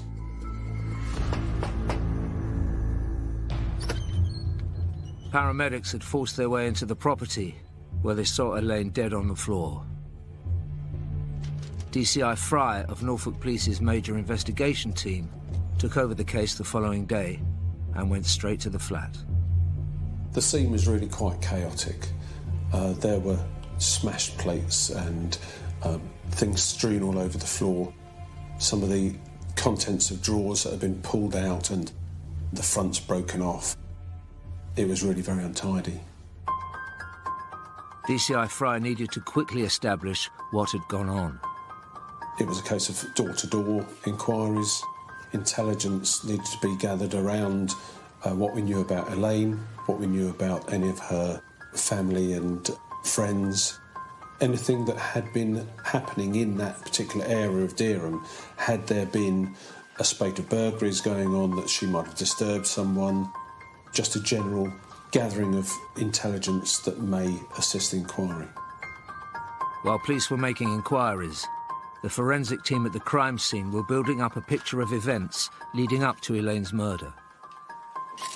The state of the crime scene, to me, does suggest that there was some sort of altercation, fight, argument. But it does seem to go beyond what would have occurred just as a result of a struggle. The whole thing really seems to speak of somebody who was very angry, maybe seeking to intimidate and dominate, and really maybe demonstrate power and control. The residents of peaceful and picturesque Dereham were oblivious to what had happened. Dereham is a good place to live. It's at the very heart of one of the loveliest counties in the country, Norfolk. So it's surrounded by beautiful countryside. And it's a place where you can get to know people and be known. Dereham's a fairly tight-knit community. Everybody gets on with everybody, I think. Quite a lot of us know what everybody else is doing. Not always for the good. But generally, yeah, it's a pretty good community spirit around Dereham. People look after each other. Police quickly established that Elaine had family living locally. Unfortunately, they were about to receive some devastating news. I was at home with my children when I got a phone call to say my mum had died. It didn't seem real. I just felt numb. After I got the phone call, I phoned my sister. She was at work. My sister called my manager and asked me to call her back immediately. It was really urgent. At that time, I didn't know what was going on, so I called my sister as quickly as I could. She told me that Mum had died, and that's all we knew. We didn't know how, we didn't know when, we didn't know why. We just knew that she was dead. I first heard of my sister's death in the bank in Dereham. Everything was going through my head because you don't want to believe it. We all went round to my Auntie Jackie's to see if anyone could shed any light on what had happened, because at that point no one told us anything. The police didn't tell us anything. No one told us what was going on. We sort of had to use our imagination, I guess, and try and work out what had happened. So that was quite difficult. Until a post-mortem was carried out, police couldn't be certain about Elaine's cause of death. All they had to go on so far was what they had found at the scene. Elaine lay with her head in the kitchen, and there's a pool of blood around her head. She was naked from the waist down, and she had several stab wounds, including one that went through her neck. There were some what looked like perfectly round circular marks, one on her right cheek and one on her chin. And initially I thought possibly she'd been hit with the bottom of a beer bottle with that slight stippling. Police needed to identify the mystery marks, a clue that could lead to the killer. I've been to probably between 50 and 70 scenes where there has been an unexplained or suspicious death, and you know, they can be extremely upsetting, but you focus on the job and really put it out of your mind, because you know it's a job to do. Initially, with the examination of the scene, it was unclear how Elaine had died. It was rated as an unexplained death. The following morning, when the post-mortem examination results came through, which showed that she had 3 stab wounds and about 50 other injuries, including the 2 unexplained injuries on her cheek and her chin, I upgraded it to suspicious death. Suspicious death was a term police used for probable murder. It was time to share this news with her family. When we found out that my mum had been stabbed, me and my family, we just couldn't believe it. We were shocked. Couldn't believe it at all. Devastated, shocked. I was just unreal, really. You just couldn't take it in, because something like that doesn't happen to you, and especially in Dereham. You know, we were just, totally in shock. The investigation team needed to look further into evidence found at the crime scene for clues that would lead them to Elaine's killer. A knife was found on an arm of the sofa near to where Elaine lay that was identified as the knife that had been used to stab her. There was a broken bottle on the floor in the lounge that revealed a fingerprint. There were some boxer shorts still on the floor there, and a receipt from where she'd been to the shop the previous Saturday. That led to an inquiry to go and find out what she'd bought. And then that shop had CCTV, so we looked at securing that CCTV and looking through that to see if she was with anyone or if there was anything of value to be gained from there. Accessing the shop's CCTV footage and identifying the fingerprint would take a while, so the police looked further into Elaine's life. Elaine had a son and 2 daughters. All of them lived in the Dereham area. Clearly a close bond between them, and she obviously looked forward to their visits. Elaine was born in Hackney in London in 1960 and moved to Dereham aged 19 in the late 70s. She got told she couldn't have children, but later on she found out that she was due to have twins, and obviously she was ecstatic, really. You know, we was all happy for her. And then she had twin girls, and then she went on to have a little boy. I used to go and visit my mum every Friday with my nan and my children, and on the Friday before she died, she was laughing around with the children, dancing and singing with them. My mum was quite a private person. She didn't have many friends. One of her friends was her neighbour, and he used to visit her as well. Essentially, she lived quite an isolated life. Her family visited her regularly, and she had a routine of going to the shop every day and then returning home and spending most of the day on her own or in the company of a neighbour or whatever in her own flat. It was clear to police that the person who saw Elaine most regularly was the neighbour that had reported her missing. When we first found out what had happened to Mum, we all assumed it was her neighbour because she'd had run-ins with him in the past. So we all automatically assumed it was him. A planned arrest was made on the neighbour to try to either eliminate him from the investigation or see whether he was actually responsible. That gave the opportunity to do a proper search of his flat, recover his clothing to see if there was any transfer of bodily fluids. Having arrested the neighbour, he was interviewed and he was able to give an account of his movements from the last sighting of Elaine right through till the Tuesday, which we followed up on. And it was clear within a few hours that it was unlikely that he was actually involved in her murder, and therefore he was bailed so that we could focus our resources elsewhere. One day into the inquiry, it was clear that Elaine Walpole's neighbour was innocent, leaving the police with no suspects. Without a concrete lead, finding her killer was some way off.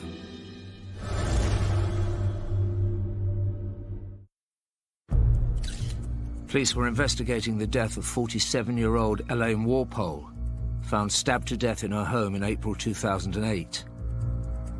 They believed it was murder, and news of the crime had spread in the normally safe town of Dereham. At the time of Elaine's murder, I was running a pub just up the road, just a few minutes' walk away from the flats that she was killed in. It was a big shock to everybody. Things like that don't seem to happen around here. It was a shock.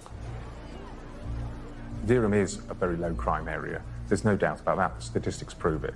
And so when something like this happens, we can't come to terms with it very easily, and there's this element of unknown and what's happened and just basic shock. That was on the news, in the paper, on the radio. Everywhere you sort of went, there was everybody talking about it, so you couldn't really keep it private. I used to hold my head down sometimes in town when I went in town, because I thought, oh God, who's looking at me now? Because I felt like everybody was looking at you. The police were waiting on forensic tests from the crime scene, and before long, results started to filter through. After 2 days, the fingerprint from the bottle in the lounge was identified, and it was shown to be that from a young man called Juvenal Ferreira. Records stated that Juvenal Ferreira was a 16-year-old boy from the Gambia.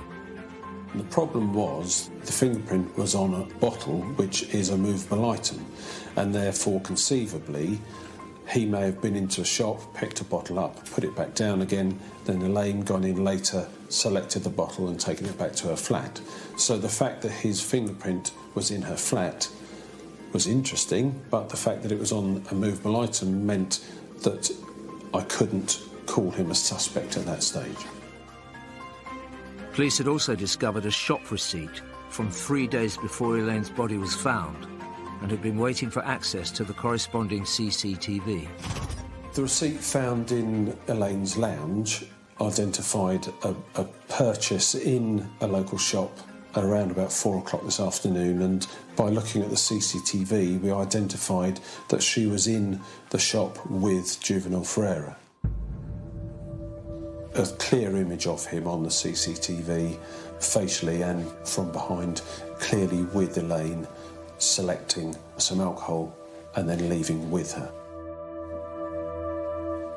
So with the images of Ferreira in the shop and the fingerprint in Elaine's flat, he was obviously becoming of greater interest, but not necessarily enough to be technically called a suspect.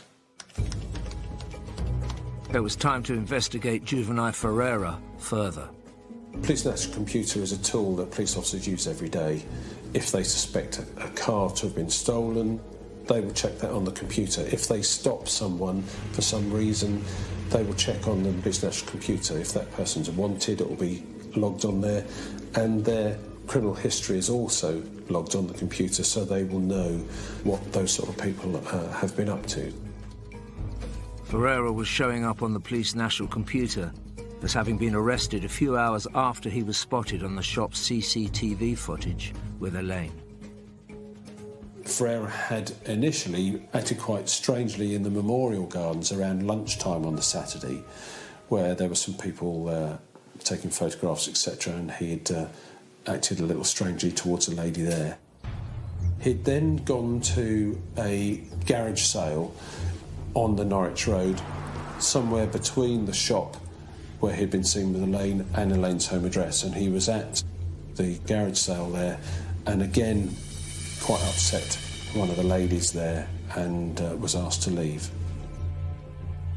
Also around that time, it would appear that he met up with a young lad on a nearby road, asked to borrow his bicycle and rode off on it. That bicycle was found in Elaine's flat. After stealing the bike, Juvenal Ferreira was spotted at around 4 p.m. on the CCTV with Elaine, and he continued to cause disturbances in Dereham that evening. He went into the centre of town, where his behaviour became quite odd. He was leering through a window at a young girl there. He lay on the bonnet of a car and was acting very strangely. Several different young couples were concerned at the way he was behaving. And then he went into a supermarket, grabbed, I think, a bottle of wine and ran out of the supermarket. And it was as he was running away, he was rugby tackled to the ground by a member of the public who happened to be someone from a nearby army base. The police arrested Ferreira and took him to the police station, where he was found to be really quite inebriated, unfit for interview, and so he was searched and put into a cell overnight. He was found to have no underwear on, but he was basically laid down for the night to sober up, and then he was interviewed the following morning about the theft from the supermarket and his conduct in the centre of Dereham. Before Ferreira's release, Ferreira's fingerprints and DNA were taken. 2 days later, Elaine's dead body had been found. At that point, we didn't know exactly when Elaine had died. We didn't know that Ferreira was actually responsible for that. We knew he was involved in this fracas in Dereham, but there were still many questions left to be answered and a lot of detail to be found. Police now knew Ferreira had been acting strangely around the time of Elaine's murder, and that he was one of the last people to have seen her alive. But they needed more concrete evidence. The next big step forward was a DNA hit. Swabs taken from Elaine's body had been sent to the forensic laboratory, and semen from juvenile Ferreira was found on those swabs. A clear link between the incident and juvenile Ferreira, and he was now a suspect. Elaine and Ferreira were from different walks of life, but the bodily fluids indicated she'd had sexual contact with this 16-year-old boy. It was the evidence the police had been waiting for. So now we had DNA from Ferreira on Elaine, and putting that together with the fingerprint, the CCTV image of her with him, he became the main suspect, and he was put on the police national computer as a wanted person. Juvenile Ferreira's elevated status meant that all UK police forces were on red alert, ready to seize him should they come into contact with him. Almost simultaneously to the DNA hit coming through, we received a phone call from Hertfordshire Police. They had stopped juvenile Ferreira in Hoddesdon, and I was able to tell them to arrest him and take him back to the police station. Back at the station, police began to piece together his movements after causing mayhem in Norfolk 11 days earlier. Having been released from the police station in Dereham, he'd returned home, and then the following morning he'd made his way to London, where he'd tried to get on to the Eurostar. Just a day after he was seen with Elaine, Ferreira had tried to flee the country. He wasn't allowed to get on because his papers only allowed him entry to the UK and not to the Eurozone as a whole. And he then made his way to Hoddesdon in Hertfordshire. In Hertfordshire, Ferreira had shoplifted, got into fights and robbed people, revealing a picture of a youth out of control. He had been in and out of police custody, beginning on Saturday the 26th of April, the day of Elaine Walpole's suspected murder. Finally, the net was closing in on the police's prime suspect in Elaine Walpole's horrific murder. In Norfolk, all the evidence in Elaine Walpole's murder was pointed to one man, and the police were desperate to talk to him. Elaine had been found naked from the waist down, with multiple injuries, and juvenile Ferreira, aged 16, was the young man police had arrested for her murder, but not yet charged.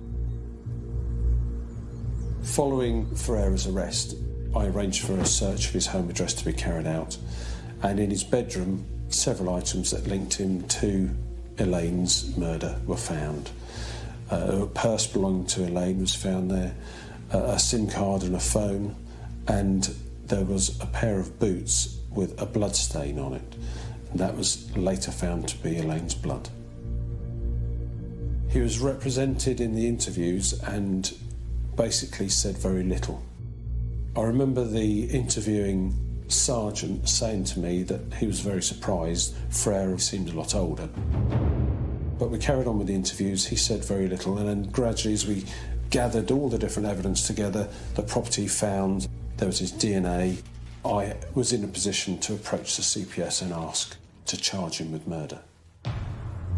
The CPS agreed, and on the 10th of May 2008, 11 days after Elaine Walpole's body had been found, juvenile Ferreira was charged. Juvenile Ferreira was charged with murder, but as a juvenile, he had to be treated differently. He was kept in a different prison, and if convicted, would be subject to different term of imprisonment. Roughly a third of that he'd be expected as an adult.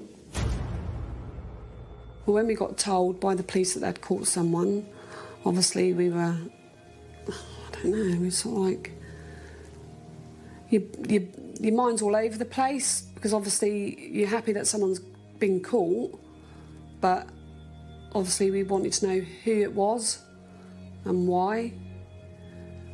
So So obviously it was all in sort of like mixed emotions, really. Ferreira was held on remand at Feltham Young Offenders Institute while police continued investigating him, discovering that he'd moved to Durham from the Gambia in 2007.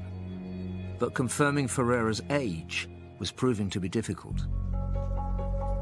We still had our suspicions that Ferreira was older than he was actually saying. Inquiries in the Gambia with the Attorney General indicated that travel documents could be obtained just by saying what your date of birth is without any evidence, and therefore they weren't a real true reflection of someone's date of birth. Ferreira's mother, who had moved to England, wanted to take him from the Gambia back to England and therefore had applied for his travel documents stating a date of birth that made him at that time under 16 and a dependent. The Attorney General on my behalf made inquiries at the school where Ferreira had been and obtained his school certificate, but because he'd moved from Guinea-Bissau, where he was born, to the Gambia, we couldn't be absolutely sure when he'd started his school, and therefore that wasn't evidence of his birth and his age. Not being able to clarify Ferreira's age was a blow, but the police still had work to do in preparation for the trial, so focused on his relationship with Elaine.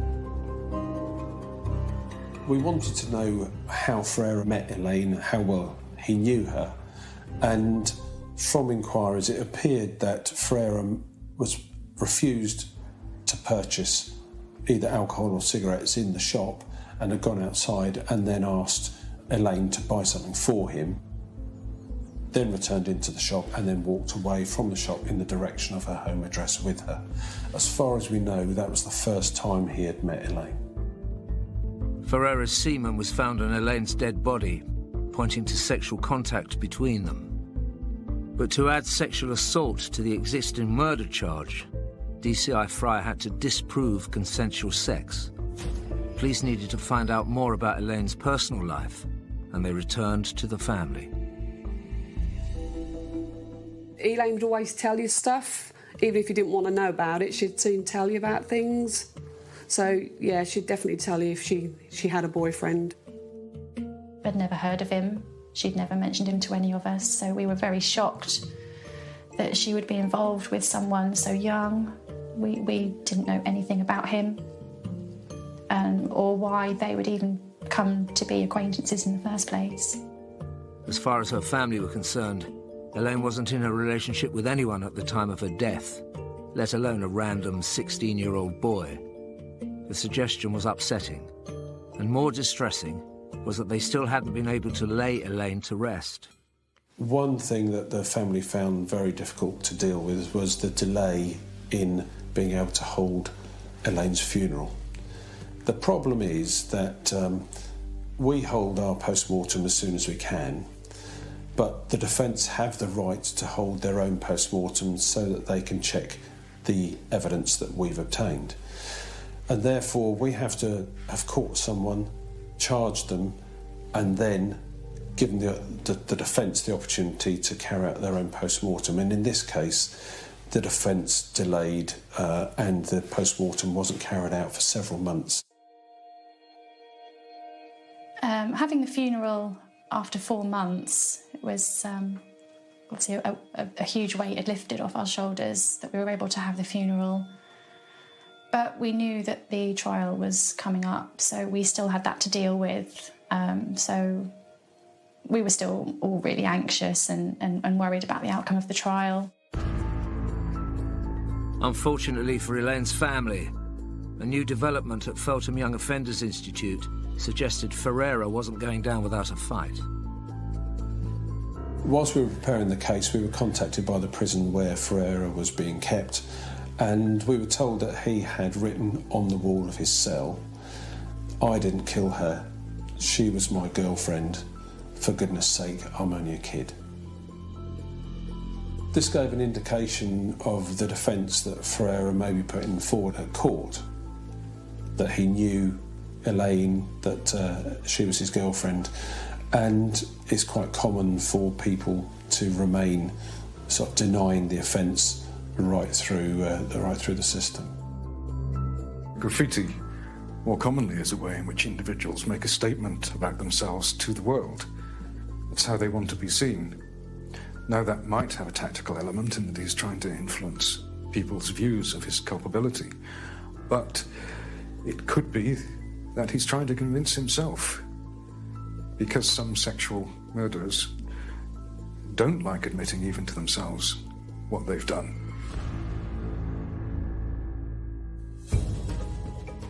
Police now had to prove that Elaine and Ferreira were not in a relationship as he claimed, and that a violent sexual assault had taken place. They went back to the evidence from the crime scene.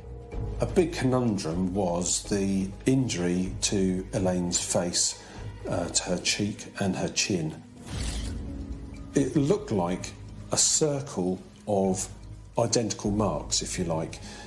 Could it have been the bottom of a bottle? Could it have been a pill packet in someone's hand as they struck her on the face? What had caused those marks? So I contacted the National Injuries Database for their expert opinion. And they said to me that it's a possibility that it was bite marks. They provided me with several experts, and I decided to contact forensic odontologist Freddie Martin. It was now turning into an incredibly complex investigation for Norfolk Police, needing to call on a forensic odontologist, otherwise known as a forensic dentist, to help them out. Forensic odontology is extremely useful to police and prosecutors. On the crime side, it's not uncommon in murder cases for the perpetrator of the murder to bite their victims. And they might bite them extremely viciously as well. Sometimes they're very vicious biting. And in rape cases, for instance, it's very common to find bite marks. And by examining the bite, photographing it, taking impressions from suspects and that sort of thing, it is often possible to match up the perpetrator with the victim. I sent Freddie photographs of the injuries, and after careful consideration, he was willing to give his expert opinion that they were bite marks.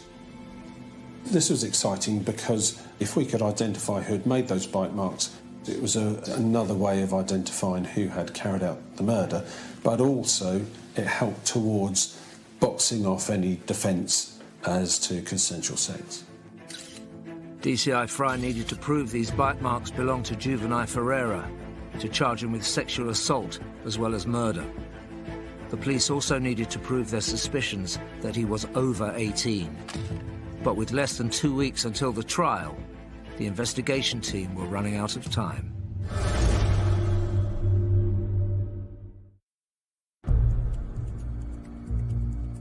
Police in Dereham had been investigating the death of Elaine Walpole, stabbed to death in her Norfolk home in 2008. They had charged 16-year-old juvenile Ferreira with murder and were keen to add a sexual assault charge after his DNA was found on her body. So the swabs from Elaine's body were sent as a priority, and other exhibits followed later on. As it happens, the boxer shorts that had been found there, later on, they were found to have Ferreira's DNA on. With only 2 weeks until the trial, the police had a limited amount of time to prove that bite marks found on Elaine's body had been inflicted by Ferreira. In order to prove that he had created the bites, we would need teeth impressions, and the problem with that is that they're classed as intimate samples and they can't be taken other than with the consent of the person. And when we approached Ferreira's solicitor, he refused. Without the dental impressions, we couldn't prove that Ferreira had caused those marks on her face.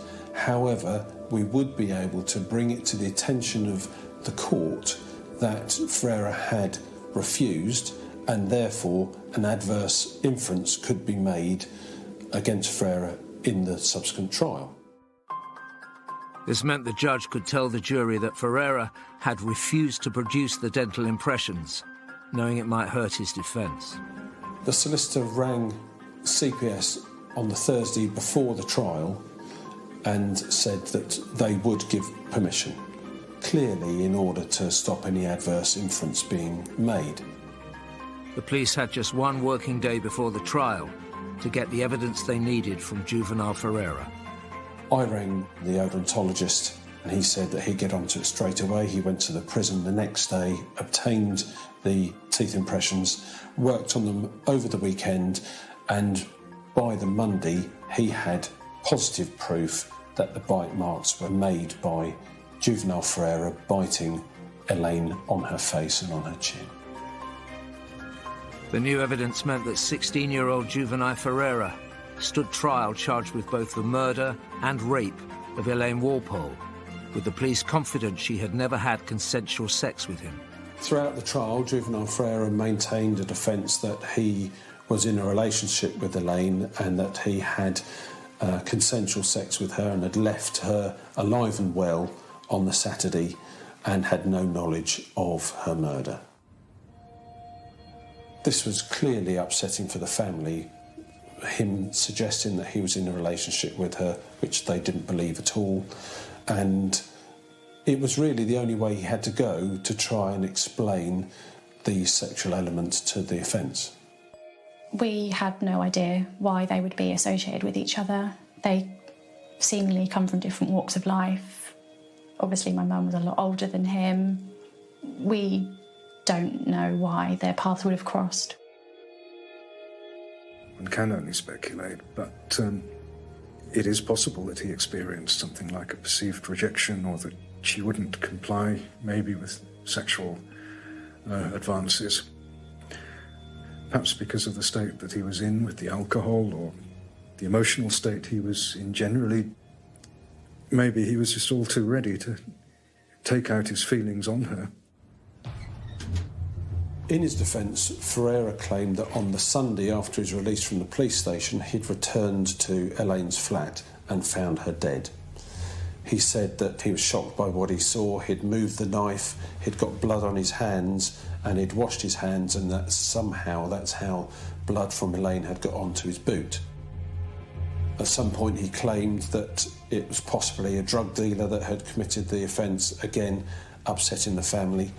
And when he was challenged as to why he hadn't reported what he found to the police, he said that he'd gone to the police station but that was too scared to go inside, and so he hadn't reported it. He continued to deny biting Elaine. He continued to deny any violence towards Elaine, but he did admit stealing some of her jewellery. Having stayed silent in interviews, Ferreira was now claiming he had known Elaine was dead before the police did, but wasn't responsible for the killing. Going into court and seeing him standing there, the person that killed my mum, was horrible. I made eye contact with him and he stared me out. He had no remorse, he was just pure evil. DCI Fry felt the prosecution had a strong case against Ferreira, with CCTV, fingerprints and DNA evidence, plus the forensic dentist who took the stand.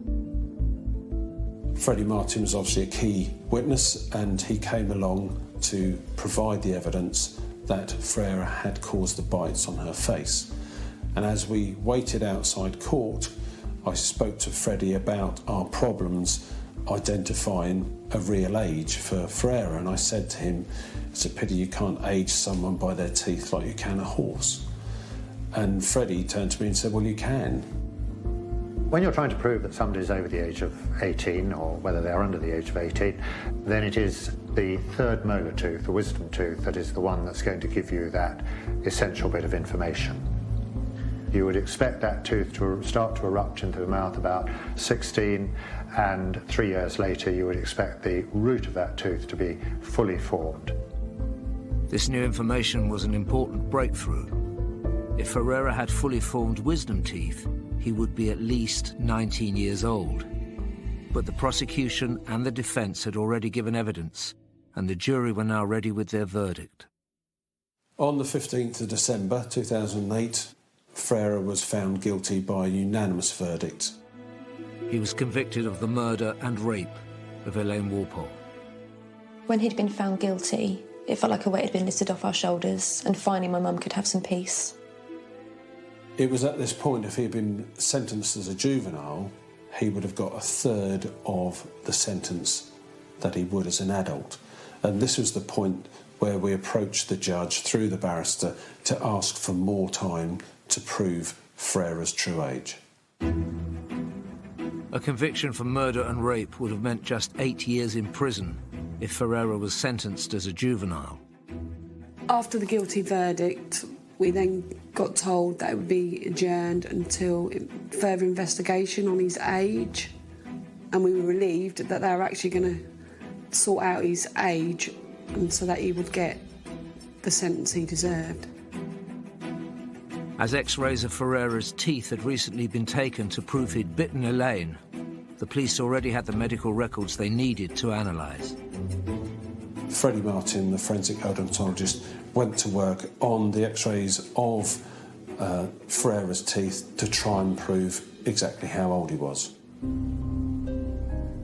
The really crushing news was that, in fact, he had a deformity in his teeth and the last set of molars weren't even there, and he couldn't prove through his teeth how old Ferreira was. There are certain abnormalities that can occur with the development of the third molar tooth. The roots can become fused. It may have a high degree of a curve on the end of the root. It may not fully form, and then it makes it difficult for the forensic odontologist to actually use that third molar tooth as a method of age assessment of that individual. The news was terrible, really. We'd really hoped that that would be the final thing to show how old he was, and it had been ripped away from us. And we were up against the clock. We had to get some sort of evidence to prove his age before he was due to come back for sentencing. I talked it through with Freddie, and he said, well, there are other ways of proving someone's age. There are different bones in the body that develop at different stages. The wrists, for instance, the bones in the clavicle, through the sternum. But he said he wasn't really the right expert to do that. We needed our own expert, a forensic anthropologist, to give expert evidence as to Ferreira's age through his bones. There was a real problem here because it's so difficult to get someone out of prison for any reason, but to take them to hospital for x-rays is unheard of. It was another race against time, as police went about trying to arrange further x-rays of Ferreira, now a convicted murderer. Ferreira's defence were also making things difficult for the investigation. The defence demanded that their expert be present when the x-rays were taken, but the prison said that no one was allowed to know where the procedure would take place beforehand, and therefore we had to arrange for the defence expert to be picked up by police officers and taken to an unknown location to be present as the x-rays were taken. The prison sent him along attached to the biggest prison officer you've ever seen. There was no way that they wanted any chance for him to escape. X-rays were taken of Ferreira's body, which DCI Fry immediately sent to their forensic anthropologist to analyse. Julie Roberts was able to say, through the development of the radius of the bones within his wrist, that Ferreira was probably around 21 years old, but at the very least 19. That meant he was an adult. That meant that he would be sentenced as an adult.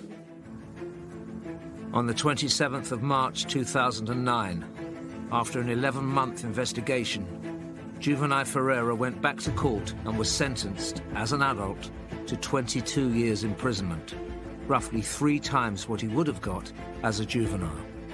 This was excellent news. Every time we thought that we were getting somewhere, there'd be another block put in the way, and it was a long journey, but this was the end of the road, and we were able to achieve exactly what we set out for. The police were amazing. They went above and beyond what we ever thought they would do to secure a long sentence for us. I think everyone was just relieved that after so long we'd finally gotten justice for Mum. although it won't bring her back, we are happy with the sentencing, and we can just try and move on and obviously never forget her and what happened, but we can... It still doesn't seem real that my mum's not here anymore. It's just like a nightmare, really. You never think it's going to happen to you as a family, but it's happened to us. She's too young. She shouldn't be there. She should be here. She should be here with us. And we all have a miss her. Thanks to Norfolk Police's dedication to the pursuit of justice, Juvenile Ferreira started a full and just sentence for the murder of mother and grandmother Elaine Walpole that would keep him in jail until what the police believe will be well into his 40s. Beware the shadows. Who knows what danger... He just couldn't believe that he'd lost another son. Just really broke him. When the villagers found out, they were shocked because it's such a quiet, peaceful village. It was a pre-planned and well thought out murder. In April 2003, the Nottingham village of Edwinstowe was shocked by the news that one of its residents had been found dead in the room of a local hotel, with his wrists and his neck elaborately bound. Was this a bondage session gone wrong? Or was it murder?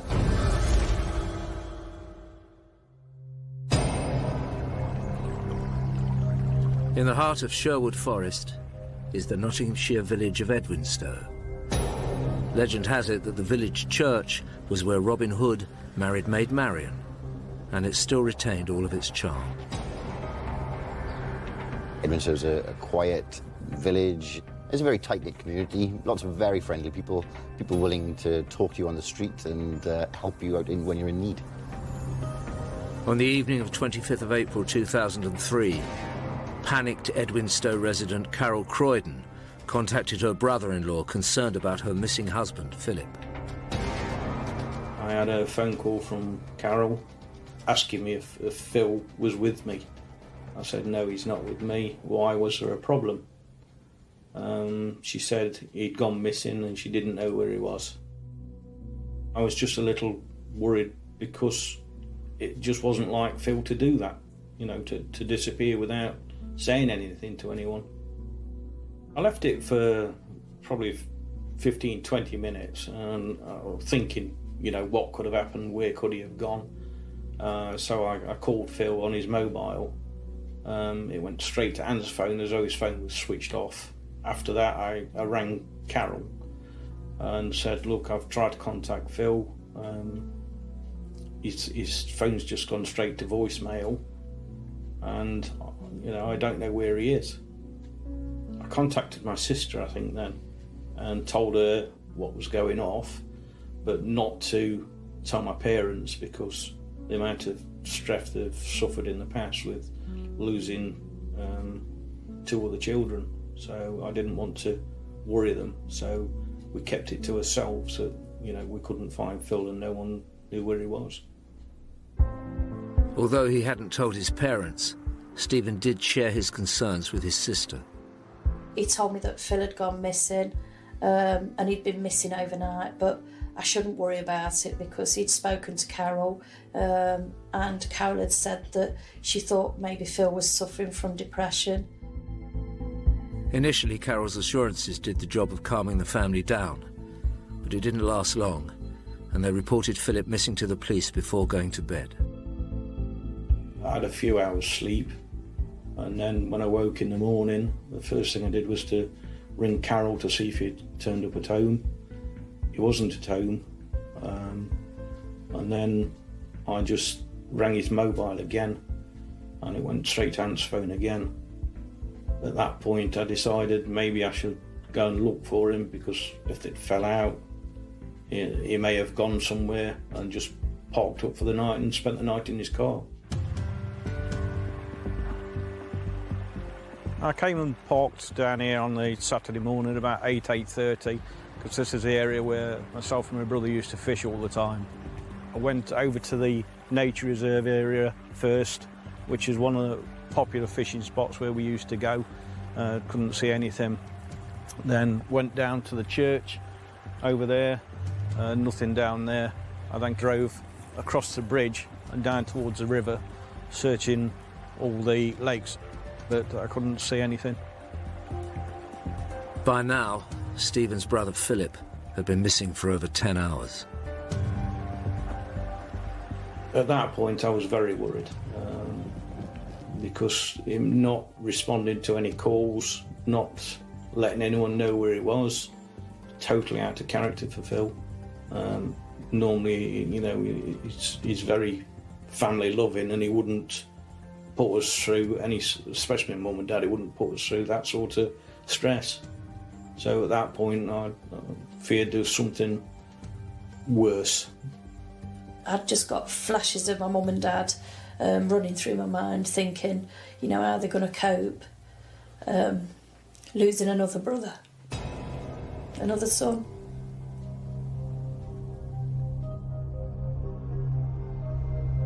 In the early hours of the 26th of April, a shocking discovery was made 36 miles from Edwinstowe.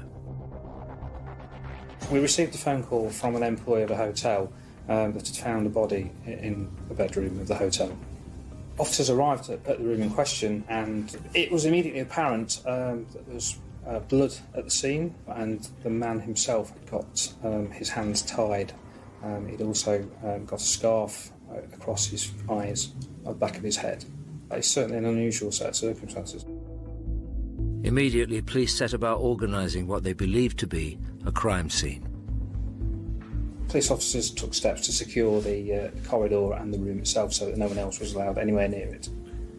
The senior officer called out for the forensic services and the pathologist to attend the scene. Certainly they spent some considerable time there taking samples for fingerprints, DNA, fibres, that sort of thing. It was apparent from the amount of blood around that it was a suspicious incident. And we were able to identify the man, Mr. Philip Croydon, and that was from his driving licence. Philip's wife Carol and his family were completely unaware that their worst fears had been realised, but it was the police's job to inform them of the news. When officers told Carol Croydon that her husband had been found dead in a hotel, she was clearly very distressed. She was hysterical at the time. She was really, really distraught. She couldn't understand what he'd been doing in a hotel room, and she wanted answers. Unaware their brother had been found dead, Stephen and Sandra were on their way to Carol's in Edwinstowe to make sure she was okay. I received a call and was on the way up there to say that Phil had been found in a hotel and he was dead. It was such a shock that I kind of panicked a little bit, but it's happened and we've got to go and face and find out what the story is. Stephen and Sandra continued their journey to see their sister-in-law. When we got to the house, Carol was there. She was upset, but probably not as upset as the rest of us. When we walked in the house, there were I think there were probably 5 or 6 police officers there, because Carol had fed him the information that Phil was depressed. So Steve said, I hope he hasn't committed suicide. Obviously thinking about my mum and dad again, Steve, we need to tell my mum and dad. So the 2 police liaison officers drove with us up to my mum and dad's house. First went to the parents' address, to Ted and Marg, and the rest of the family were all at their house. I was with a colleague at the time. There was brother and sister, Steve and Sandra. Employed as a family liaison officer, involved with interaction with the victim's family, to interview them about the victim, the lifestyle, the background, of that person and to liaise with them and keep them fully updated with every step of the investigation. My dad knew straight away that something bad was wrong, and I told him that Phil had died. My dad was probably worse than my mum. He was absolutely distraught. He was in bits.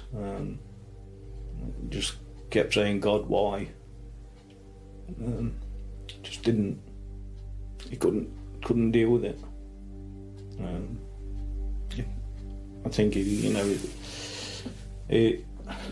with losing 2 sons before that, he just couldn't believe that he'd lost another son. So, just really broke him. Despite having just received the heartbreaking news about their son, Philip Croydon's parents' thoughts quickly turned to his widow.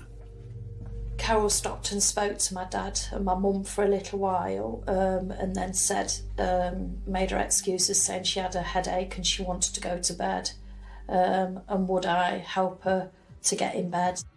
My dad kissed Carol as she went upstairs to bed, and told her to try and get some rest. The family grieved and tended to a distraught Carol. I went and helped her get undressed and put some pyjamas on and get into her bed, while we all sat downstairs, discussing and kind of guessing what might have happened to Phil. In the hotel, the police investigation was unearthing more details surrounding Philip Croydon's death. The Home Office pathologist arrived at the scene, examined the body of Mr. Croydon, and it became apparent that he'd received numerous stab wounds to the back of the neck and also to the chest. The ties that had been tied to his wrists and the scarf that had been placed over his head, it was his opinion that these had been placed or tied on after death. They were so tight that there was no discoloration of the wrists or no reaction when they were untied. And in relation to the scarf that's been placed over his head, he suggested that would have fallen off in an assault. So it was quite clear that this had happened after death. And it was our opinion that whoever had done this had wanted to make it look like a sexually orientated assault. Now police were certain they had a murder case on their hands. And whilst Carol was grieving with the Croydon family, they checked a new potential lead. CCTV footage of the previous night from the hotel cameras was found and examined. It showed Philip Croydon entering the hotel alone at 5:09. What officers were hoping was that it would identify Philip Croydon's killer.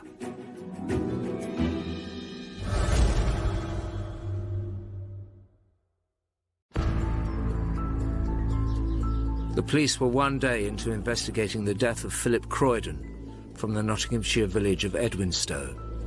He'd been found in a local hotel room with multiple stab wounds and his hands and neck bound.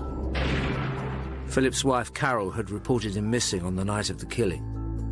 Police had already concluded this wasn't a sex game gone wrong, but murder, and they hoped the hotel's CCTV footage would help with their inquiries. As 2 detectives viewed CCTV footage from the hotel. Armed with the details of all the Croydon family vehicles, 20 minutes after Philip had checked in, police made a surprising discovery. Mrs. Croydon's car was seen entering the hotel on the Friday evening, and a lady who got out of the car fitted the description of Mrs. Croydon. That was clearly very irregular to what she'd said to us about where she was the night before and the fact that her husband was out playing cards.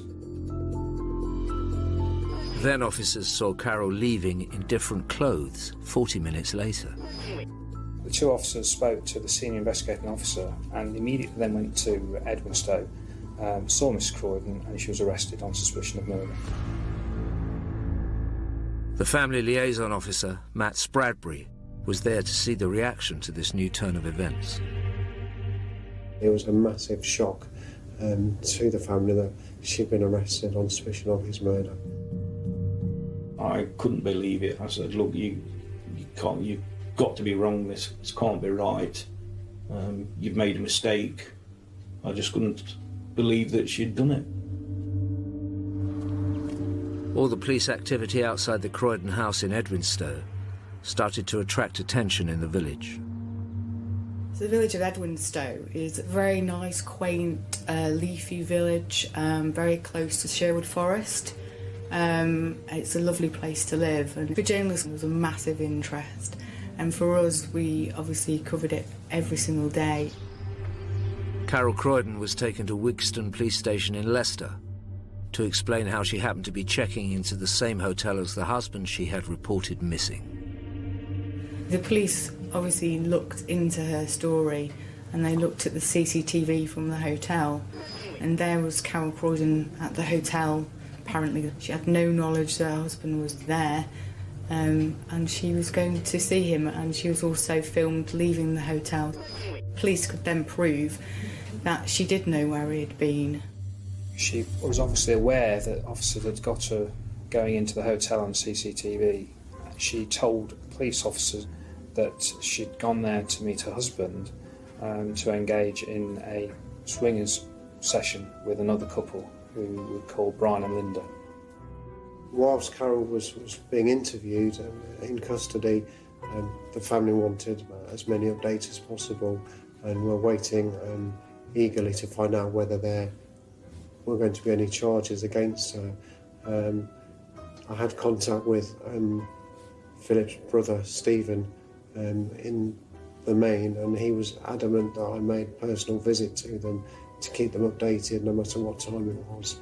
Carol Croydon said that she left the hotel room, she left Brian and Linda in the hotel room with her husband, and that she'd lost her nerve and gone. This didn't sit right with me at all, because Phil just isn't like that. Never would have even entered his mind to do anything like that. Phil was very quiet and very shy, and certainly that was totally out of character. So then that made me think, what has she done? The police went on the hunt for Brian and Linda, the swingers from room 328. Whilst Mrs. Croydon was being interviewed, officers were checking the CCTV footage of the hotel. There was no evidence whatsoever of anyone else going into the room where Mr. Croydon was found. So it soon became very apparent to officers on the investigation that Mrs. Croydon was telling us a lie. Whilst the family tried to come to terms with events, and after the police had failed to find Brian and Linda on the hotel CCTV, they expanded their investigation to Carol's house in Edwinstowe. Mrs. Croydon was in custody. There's a lot of actions that are going on behind the scene. We have a lot of detectives who are working on this case. 3 days after Philip's death, the police made a discovery.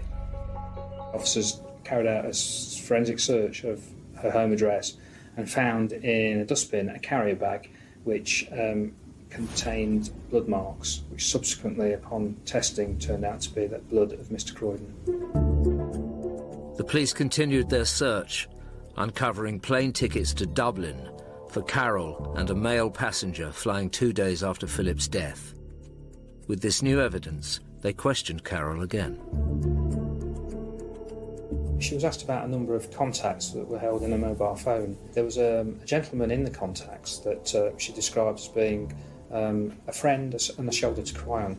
However, behind the scenes, officers were making inquiries into the various individuals concerned, and this particular individual, it soon became apparent from what officers found that he was more than just a casual friend, if you like, and possibly somebody that she may have been having some sort of relationship with. It wasn't long before Carol changed her story.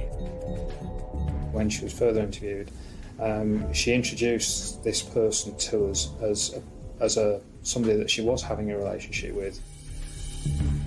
Mrs. Croydon told police officers that her boyfriend had come to the hotel, come into the room, and told her to leave, later meeting up with him in the evening.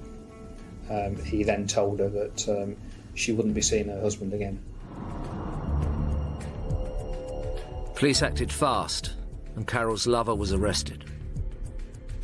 The following interview, she then actually changed her story and actually said to police officers that her boyfriend burst into the hotel room and stabbed her husband Philip several times, and she actually witnessed him do that. So we've got a change, if you like, of the two interviews, from actually letting him in and asking to leave to, secondly, from actually watching him do it. She was asked, how did her boyfriend get into the room? How did he burst into the room? She was unable to answer that.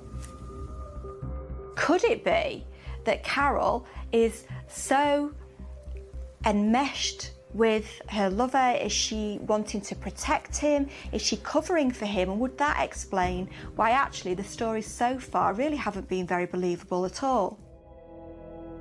While Carol's lover was in custody, the police were checking out his movements at the time of the murder. We're able to actually eliminate a boyfriend through his mobile phone, which actually put him in a different part of the country, and he couldn't possibly have been anywhere near the incident scene.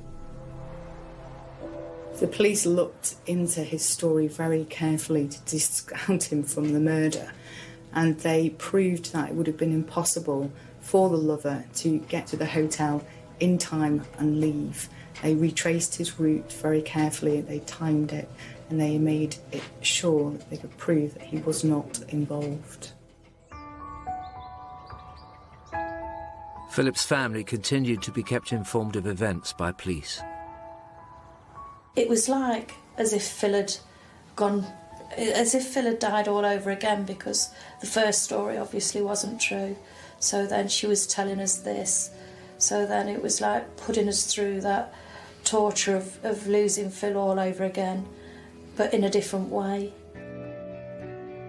Once we discovered that the boyfriend could not possibly have been involved with the murder, he was released from custody.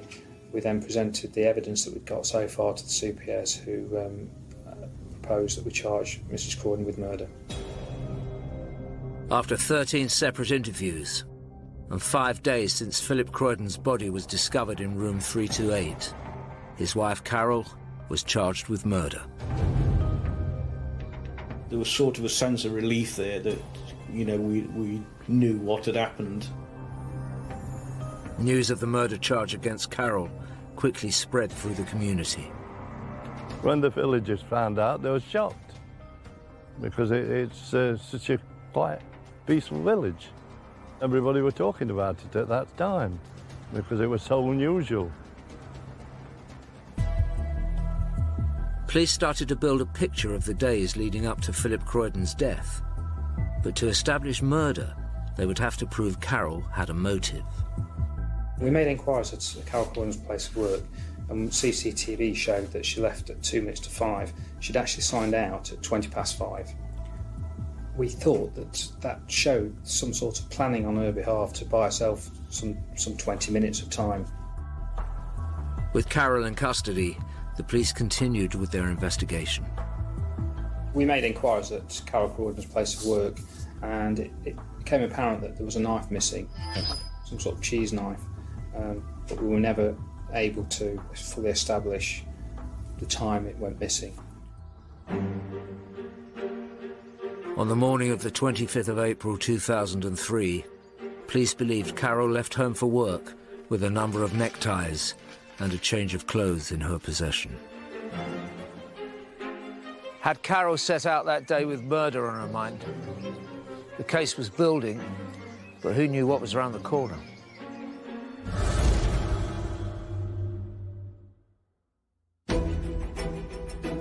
In Nottinghamshire, police were dealing with a murder investigation that was continually changing direction, but they were determined to find the truth.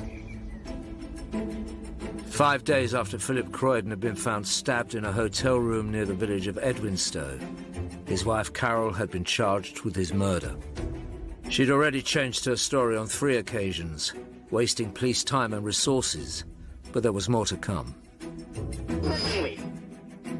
Whilst Carol was on remand awaiting trial, yet another version of events emerged. She now said Philip had asked her to tie him up. As a child, she'd been sexually abused by various people.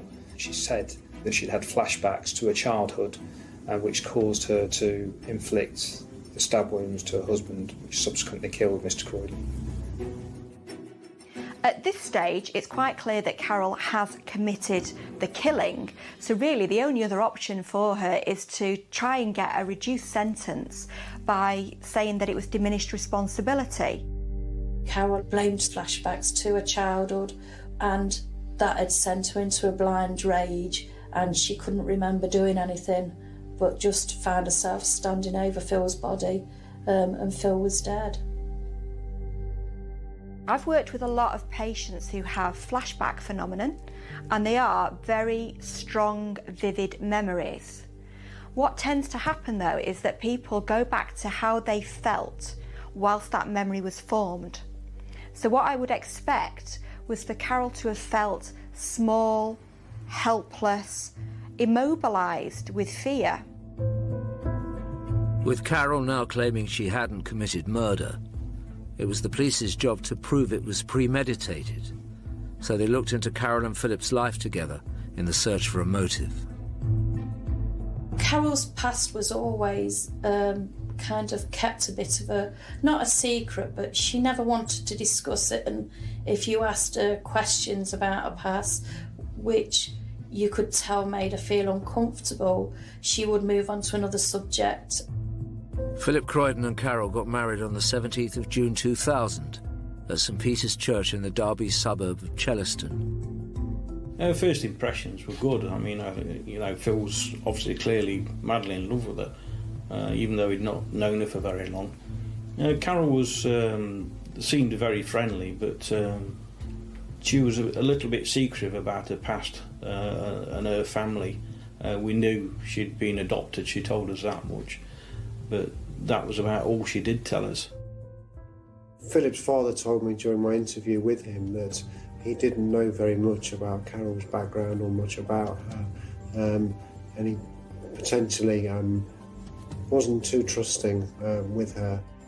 Phil kind of changed a little bit. I got the feeling that she was feeding him, this is what you should do, this is what you should say. Police discovered that Philip went out of his way to try and give Carol everything she desired. She was very materialistic. Everything with Carol was all about money, and how people might perceive her, you know, down to the car that she had, the pedigree cats that she had. Everything was all about how it looked to other people. This was also noted by Family Liaison Officer Matt Spradbury. They both had, at the time, brand new Toyota sports vehicles. The home address was beautifully furnished and a very nice big house. It's quite clear that Carol liked to have nice clothes as well from some of the search work we did, and liked to have nice things in her life. The investigation continued, and officers uncovered that Carol's lavish lifestyle with Philip was in stark contrast to her upbringing. There's no doubt that Carol had not come from ideal circumstances. That leads me to think that maybe she'd inherited some sort of predisposition towards antisocial behaviour. Or at the very least, maybe her early experiences in those first 2 years of when she was still with her mother and her father were so damaging that it affected her ability to form close, meaningful attachments to people in her life, and particularly men in her life. Philip's family may have been unaware of Carol's background, but they were now under no illusions that she had killed Philip. The police had just drip-fed us the information as time had gone on, and each time she'd changed the story. I think it wasn't a shock what she'd done, because we knew a different person to the person that she was portraying. When the pathology report came back, it didn't seem to point to a vulnerable woman who was protecting herself as she was claiming. Carol entered room 328, where her husband was waiting. She performed a sex act on her husband, and then she got a 4-inch cheese knife out of her bag and began to stab him. On examination of Mr. Croydon, found that he'd been stabbed 22 occasions, 2 to the chest, 20 to the neck area. Philip Croydon bled to death. He had superficial cuts to his left hand that implied that he tried to grasp the blade as it was plunged into him. and that he'd possibly been trying to fight back to save his life. The attack was very frenzied, but then it had to be in order to get Philip dead quickly so that he couldn't overpower her, maybe use the knife against her in self-defence. So she had to be committed to a very, very brutal and sudden attack, and she was. She severed his spinal cord with one blow, so she wasn't taking any chances. This horrific attack on Philip had been carried out with a cheese knife that fitted the description of one that had gone missing from Carol's workplace a few weeks before. Here we've got a direct link between Carol and the murder weapon. Now, I can imagine why somebody planning a night of romps with their husband might pack neckties and scarves, but pack a cheese knife? That's something that's a bit more difficult to explain. With Carol's stories not adding up, ascertaining what was fact and what was fiction in Carol Croydon's life wasn't proving to be simple for police.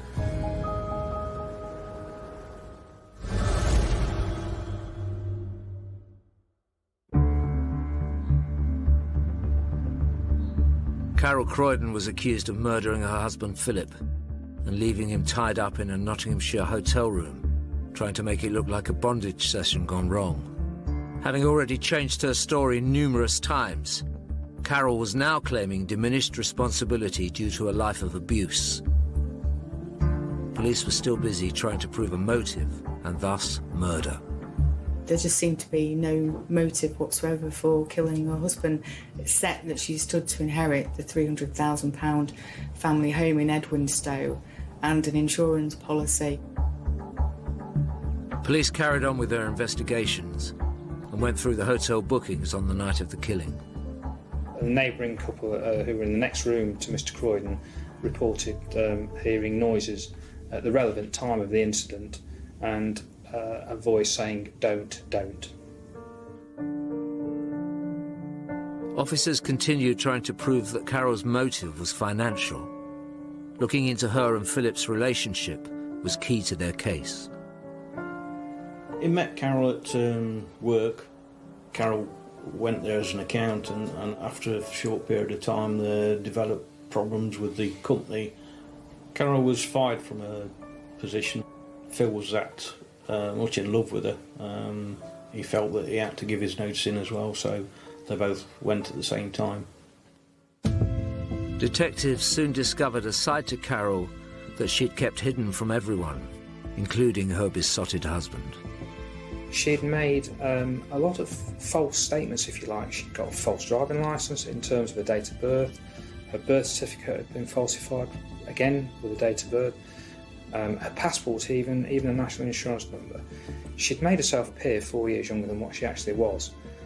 She was also, it was found that she'd applied for an accountancy course and falsified her qualifications. That enabled her to get a role later on in life as an accountant. Clearly, there's a lot of things going on in the background here that just didn't add up with Mrs Croydon. What police were discovering was that Carol Croydon's whole life was nothing more than a tangled web of lies. What they needed to do was prove that her claim of diminished responsibility was just another one. Carol said that she'd been abused, sexually abused, physically abused throughout her life and by various different men. It might provide some sort of reason for why she's so willing to really take advantage of any of the men in her life, and why she was angry towards her partner to the extent that actually divorcing him wasn't enough. She wanted to kill him. After an investigation lasting more than 6 months, the police believed they had enough evidence to convict Carol of murder. But it would all be meaningless if her defence could prove diminished responsibility. On January the 28th, 2004, the case against Carol Croydon went to Nottingham Crown Court. She was brought into court, sat in the dock, very calmly. As all the charges were read out to the jury. There was one charge, obviously, was murder. I just remember her being very, very calm and cool in the circumstances. She was facing a murder charge. The prosecution presented their case, witnesses came and gave their evidence. The defence went down the line of provocation. Mrs Croydon was suggesting that her childhood she'd suffered sexual abuse by a number of people and that she'd suffered provocation into murdering her husband. The whole of Philip's family were in court from the first day. Carol didn't show any emotion. When she stood there, there was just a look of fear, but not any emotion showing at all. It was just like shock that she'd been caught. The extent of Carol's colossal amount of lying was laid out in every detail for the jury. There's only one witness to the crime, obviously, which was Carol Croydon, and she didn't give evidence about that. So the jury were reliant on the explanations that she gave to the police at the time, and there were varying explanations as to what happened and what her involvement was that changed. And that was probably one of the most interesting parts of the case, about how she had told lie after lie to the point where she couldn't remember what happened.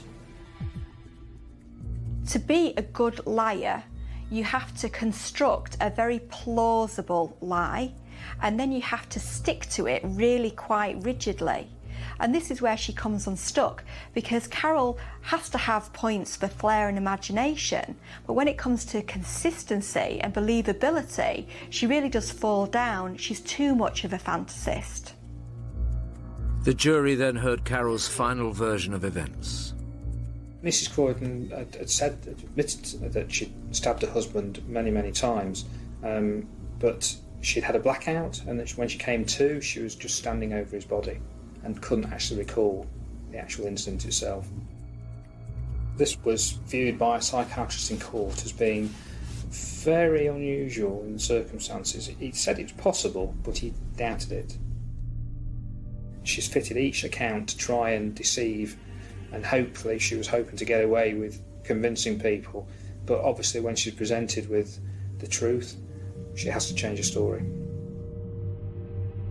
The prosecution introduced the evidence from the crime scene, starting with the pathology report. The pathologist in court found the neckties around his wrists had not been soaked in blood, which implied that it had been tied around his wrists after he'd been attacked. What the chambermaid saw would have appeared to a layperson as a sexual misadventure, a sexually motivated offence. But actually, it doesn't take too close an inspection to work out that it's not all as it seems. And when a crime scene has been cleverly constructed to look like something it isn't, there's a reason for that. Somebody wants to distance themselves. So if somebody wants to distance themselves from a murder, the chances are that they're actually very, very close. And you can't be more close to this murder than a husband and a wife. Sitting in court, Carol's web of lies were harrowing for Philip's loved ones. We all went every day for nearly 3 weeks. Some days it was difficult. You know, you didn't want to get in the car, you didn't want to go and listen to the information that you knew you were going to have to sit through again, and kind of see my mum and dad's faces and how everybody felt, and it was very upsetting and very draining, and obviously something that took the family years and years to get over, and I really don't think my dad ever got over it. Towards the end of the trial, the prosecution called in a psychologist to talk about Carol's alleged state of mind at the time of the killing. Carol says that she was very, very depressed. She was depressed as a result of problems in her marriage, and she was depressed as a result of trauma in her history. But the classic symptoms of depression are lack of libido, lack of motivation, lack of concentration and ability to plan ahead, general purpose apathy. Now that's actually the antithesis of what we're seeing with Carol, because this is somebody who was able to plan and execute a murder and also maintain several affairs. What the jury was told by the expert witness was to be key in the case against Carol Croydon. It's concluded that Mrs. Croydon couldn't have been suffering from any mental disability or depression at the time of the killing. With that, Carol Croydon's defence of diminished responsibility collapsed. It was the moment Philip's family had been waiting for. At this point during the trial, they were now beginning to think, she's responsible for this, and they just wanted justice to be done. After almost a 3-week trial, the jury of 7 women and 5 men retired to consider Carol Croydon's various accounts of the events on the evening of the 25th of April 2003. After just 3 hours, they'd reached a verdict. On February the 12th, 2004, Carol Croydon was convicted of the murder of her husband at Nottingham Crown Court. She broke down uncontrollably in the dock when the jury came back with the verdict. She clutched a tissue to her head. I think when the judge found her guilty, I'm sure I screamed. It was panic. I was thankful that she'd been found guilty, but at the same time, still kind of just thinking about Phil and what, we were never going to see him again. On convicting Mrs. Croydon, the judge said in his summing up that he was quite satisfied that she'd committed a sex act on him, got him at his weakest point, and it was at that point that she murdered him. The judge sentenced Carol to life imprisonment set at a minimum term of 16 years. He told her that she was a cold-hearted, cold-blooded killer who tried to blame others for being responsible for her husband's murder. This Carol Croydon case wasn't a sudden loss of self-control during an argument. It was a pre-planned and well-thought-out murder. All along, Carol's allegations of abuse had just been more lies.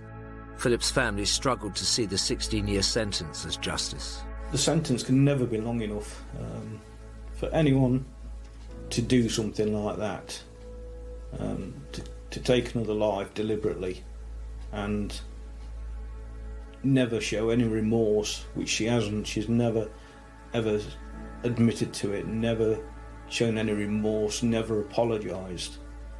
And to do something like that, my opinion is people who are 100% guilty, there's no doubt whatsoever, they should stay in prison the rest of their life. When she was found guilty, she sat in the dock and she sobbed, presumably for the fact that she wouldn't be able to live the great life that she'd led in the past, not for the fact of she'd taken our brother away from us, and she killed him in such a horrible way that would be emblazoned on all our minds forever. After the verdict, Philip's dad, Ted Croydon, read a statement in which he said, "I curse this woman every day I wake. I call on God that she cannot sleep, that she knows no peace of mind, that her food is harsh in her mouth and without taste, that her thirst cannot be quenched, that she sees no sun or the beauty of nature, that she hears no bird song." He added, "That woman is the devil incarnate, nothing but an evil witch." I absolutely hate her as much as I did the day that she did it. I hate her just as much, not just for what she did to Phil, but what she's put my family through. It's unforgivable. My father was never the same. It ruined his life, it changed him completely. He was a broken man. He died a broken man. I'll never ever forgive her for that. Because Carol Croydon refused to take the stand, no one will ever know for certain what happened in room 328 on the 25th of April 2003. But perhaps the most surprising aspect of the whole case is that Carol's lover left his wife and at time of sentencing still wanted a future with her, despite the fact that she named him as the killer, hoping to evade justice.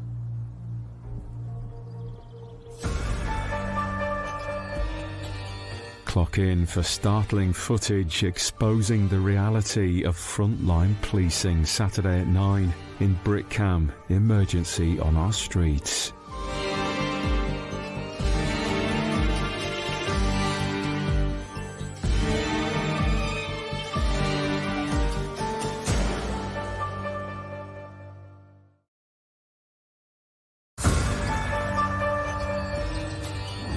Police have launched a murder inquiry after an elderly woman was found dead at her home in Fleckney. I was gobsmacked. There's something could happen like this, literally on my doorstep. This case was one of a kind. Not only the nature of it, but the brutal nature of it. When I found out, it just floored me. How? Why could that happen? This is an old lady who's been murdered and seriously sexually assaulted in her home. How could somebody that I'd grown up with be capable of doing something like that? A lot of people were generally scared. This just doesn't look right. There was no sign of forced entry, so it was obvious that it was somebody that she knew. Open the door! Right, at this moment in time, I'm arresting suspicion of murder.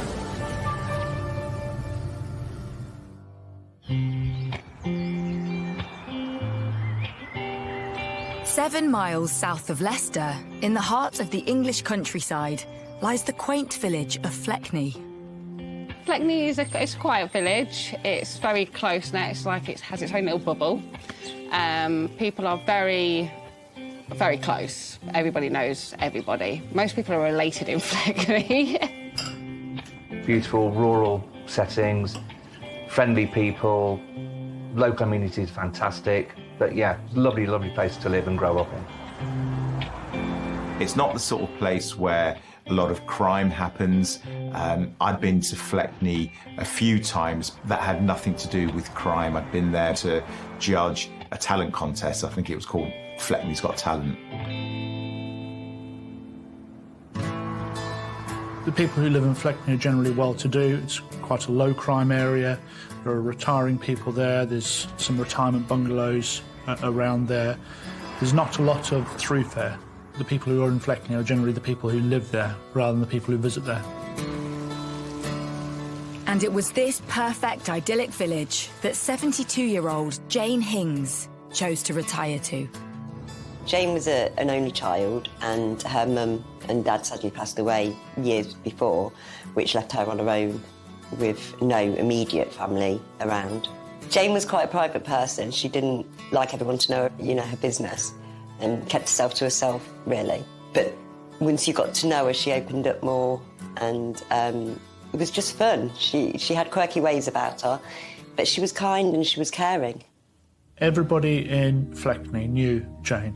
She relied on people to give her a lift to the hairdressers, to the shops, things like that. She was inoffensive in every way. People didn't have bad things to say about her. And in her life beforehand, she worked hard. Jane took pride in her appearance. She'd always, regular having her hair done every few weeks, and she'd always sort of make sure she was nicely dressed and put on a bit of makeup, so she'd still try and make the effort to look nice. Having worked overseas as a nanny, Jane had settled into retirement, whilst also taking care of her much-loved rescue dog, Paddy. He was spoilt rotten. Everything she did was for Paddy. You'd go in, there'd be dog treats stacked up to the ceiling. We'd lie on a bed at night and could look with her. Whilst Jane used friends and neighbours to help walk Paddy, in the summer of 2017, an accident meant she needed a lot more care. Goodbye. Jane had a fall and was admitted to hospital for about 3 or 4 weeks. She'd suffered some injuries when her dog Paddy had pulled her over, and then when she came out of hospital, that's when she needed the carers and she needed help in getting around, and she couldn't go very far. But the community came together for Jane, and she slowly got back on her feet. She was the sort of person that people warmed to, they liked her, and they were happy to help out. Then, just a few weeks after leaving hospital, tragedy strikes. On the Sunday morning, Jane's carers went in as they were meant to, about 7 o'clock in the morning. Jane's front door was unlocked, which is normal. They went in. She was laid in bed. The cover was pulled up over her head and both of her arms were raised above her head. When they peeled back the duvet, which had covered her head entirely, they saw that she had died. The carers are puzzled that Jane's body is covered completely by the duvet and call for an ambulance. Then, they notice something else unusual. Items are out of place in Jane's usually meticulous house. And when the ambulance arrived, they could see that she'd been dead for some time. And the paramedic who was there, he looked around and could see that there'd been an untidy search. Some drawers were open, some things were knocked over. Items were strewn across the floor, drawers were open. Here is a lady who's died with the cover over her head, with the arms raised above the head, and it looks like there's been a burglary that's taken place. With police at the scene, suspicions grow that this is not a natural death, and the house is immediately cordoned off. But with no obvious injuries, how Jane died is still a mystery, which means detectives begin to theorise what could have happened to the pensioner. Is it a burglary that's gone wrong? Is it Jane who's suffered a heart attack following a burglary, or whether she has passed away and then a burglary has happened afterwards, or whether this is somebody who has murdered Jane and then burgled the bungalow afterwards? The first step for detectives is to establish how Jane died. I received a phone call from the duty detective inspector who said they had a death. They weren't 100% happy with it, and they would value my opinion on what was going on. Dr. Hamilton attends the scene, and as well as the unusual way Jane has been tucked into her bed, his suspicions are raised further. And the most immediately concerning thing was that her nightdress appeared to be pulled up, and that seemed very unusual for somebody who simply died in their sleep. That this just doesn't look right, it doesn't look normal. As suspicions are raised that she could have been the victim of a sexual attack, Jane is taken for post-mortem. But almost immediately, everything changes. This is HFM. Police have launched a murder inquiry after an elderly woman was found dead at her home in Fleckney. The body was discovered in a bungalow on Elizabeth Road. It's thought the victim died at some point during Saturday evening or in the early hours of Sunday. Whilst transporting Jane, a shocking piece of evidence has been found. As we took the body, a tongue bar fell from one of the creases in the skin. Ms. Hings didn't have a tongue piercing, so we have evidence of somebody else very close to her body. That ultimately became one of the most important pieces of evidence in catching the killer.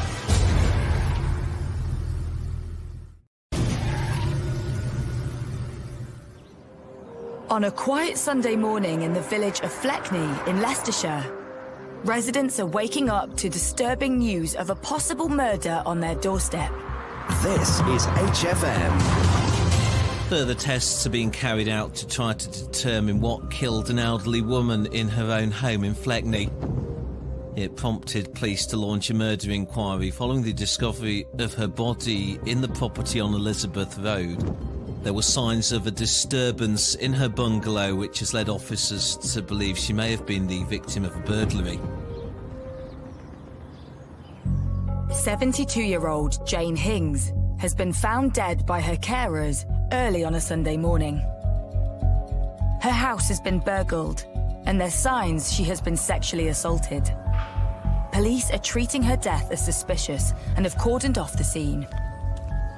There was police tape from the tree round to the lamppost. You couldn't get to where, if you can just see that red car behind this thing, that was all blocked off as well, because that's the back of her house.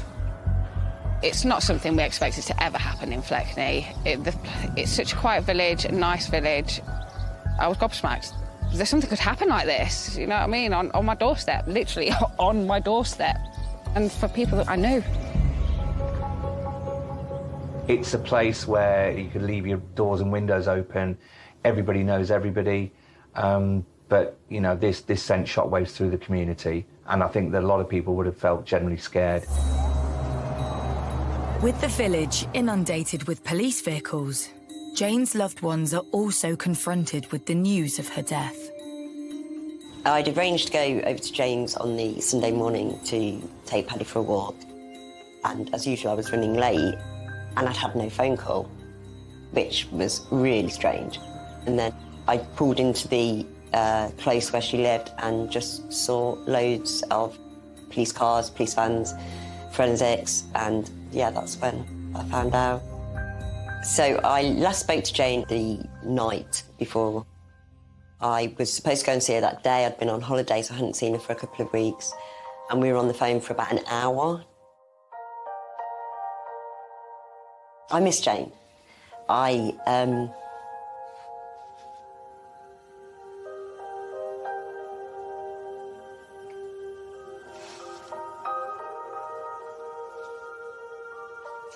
miss the phone calls. There was so much she could have talked about her life, and I didn't get to hear any of it. And my phone is so deadly quiet all the time.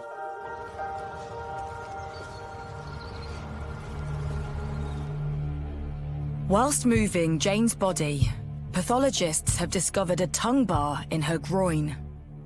The investigation then shifted from, is this a burglary that's gone wrong, to this is an old lady who's been murdered and seriously sexually assaulted in her home. That tongue bar was put into an evidence bag immediately. Everyone knew that this was potentially important. That went straight off. It was fast-tracked through the DNA lab. As detectives wait for the DNA results, upmost on their mind is that this might not be an isolated incident. One of our first lines of inquiry is to research cases of a similar nature, and we conducted a number of checks looking at anybody who was already convicted and in prison who could have been on day release for the same offence. But then this case was one of a kind. Not only the nature of it, but the brutal nature of it. Immediately, door-to-door inquiries begin.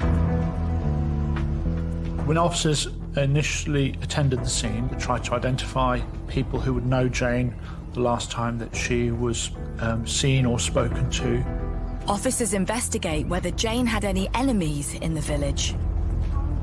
When we looked at Jane's past, there was no fallouts with anybody. There was nothing to indicate somebody with a vendetta, somebody with a grudge, any past history with anybody which would tell us this person has a long-running grudge against Jane and would want ill of her. But locals have their own suspicions. When the police first came, they said there was no sign of forced entry or anything like that, so it was obvious that it was somebody that she knew. And it appears that whoever stole from Jane took some of her most precious items. Her wedding ring and a necklace are missing, along with her mobile phone, handbag, and £200. But police find an item they suspect doesn't belong to her. Behind that bed, between the headboard and the wall, was a baseball cap found on the floor. It was a designer cap, something that didn't belong to Jane. The question police want to know is, whose hat is it? And did its owner have anything to do with Jane's death? With the post-mortem results in, it's apparent Jane has suffered a brutal attack. Really tellingly, she had lacerations, she had tears, both to her anus and to her vagina. The external injuries were really focused around the mouth and the nose and the upper neck area. Ms. Hings didn't have that many injuries on her body, but what there was told a story. There was a little linear graze, a scratch on her neck, and we know that her necklace was missing. It would certainly fit with somebody having pulled that necklace and it scraping across the skin. The most important thing that the post-mortem brought out in itself was that there was no natural cause for her to die. No natural cause for Miss Hings to be dead. In addition, there was some quite disturbing bruising around her jawline, around her mouth, something that really makes you think we have to be sure that this woman hasn't been strangled or smothered. Less than 24 hours after Jane was discovered, the fast turnaround DNA profile from the tongue bar is returned from the lab. That profile was put into the DNA database, and they soon had a match. They had a hit, and that match was Craig Keogh. 26-year-old Craig Keogh's DNA was on file, as he was known to the local police as a petty criminal. Now, he was part of a major manhunt. Craig Keogh was a local lad. He grew up in the area. He still lived in the area. Craig led a transient lifestyle. He doesn't have a car, he didn't have a phone, he didn't have a job, he didn't claim benefits. So trying to work out where he lived in the Fleckney area meant we had to do a lot of inquiries at a fast pace, but in a discreet way as well. Police managed to trace Craig to a caravan which was on the outskirts of Fleckney, but not very far from where Jane lived. Once we'd identified that he was living in a caravan, we sent officers there. Someone in the caravan! Police! Open the door! Police, open the door! Someone with the dark hair in there. And there was a slight standoff of about 30 seconds where the caravan was surrounded and Craig took some time coming to the door before he was arrested. Right, hands behind back. Right, at this moment in time, I'm arresting you on suspicion of murder. Arrest necessary for content effective investigation. You don't have to say anything. Do not mention one question, something which later will lie in the court. Anything you do say may be given in evidence. Do you understand everything I've said to you? Craig is taken into custody as detectives try to build a picture of the young man they suspect murdered Jane. He didn't live far from Jane. He was a former factory worker. He'd been in trouble for burglary, a few break-ins and stealing from his parents and from a friend. But he wasn't known as a major criminal. He wasn't known for anything as horrific as this. As Craig's DNA was identified on the tongue bar and in her bungalow, detectives want to know how it got there. Craig is interviewed under caution. When was the last time you saw her then? The last time I saw her was Sunday night. Okay. What time would that have been? I got there for about 10:30. You got there at 10:30? Yeah. That's PM? About 10:30 at night. At night? Okay. So if we take from 10:30 at night then, through to when you left at 11, Yeah. tell me exactly in detail what happened.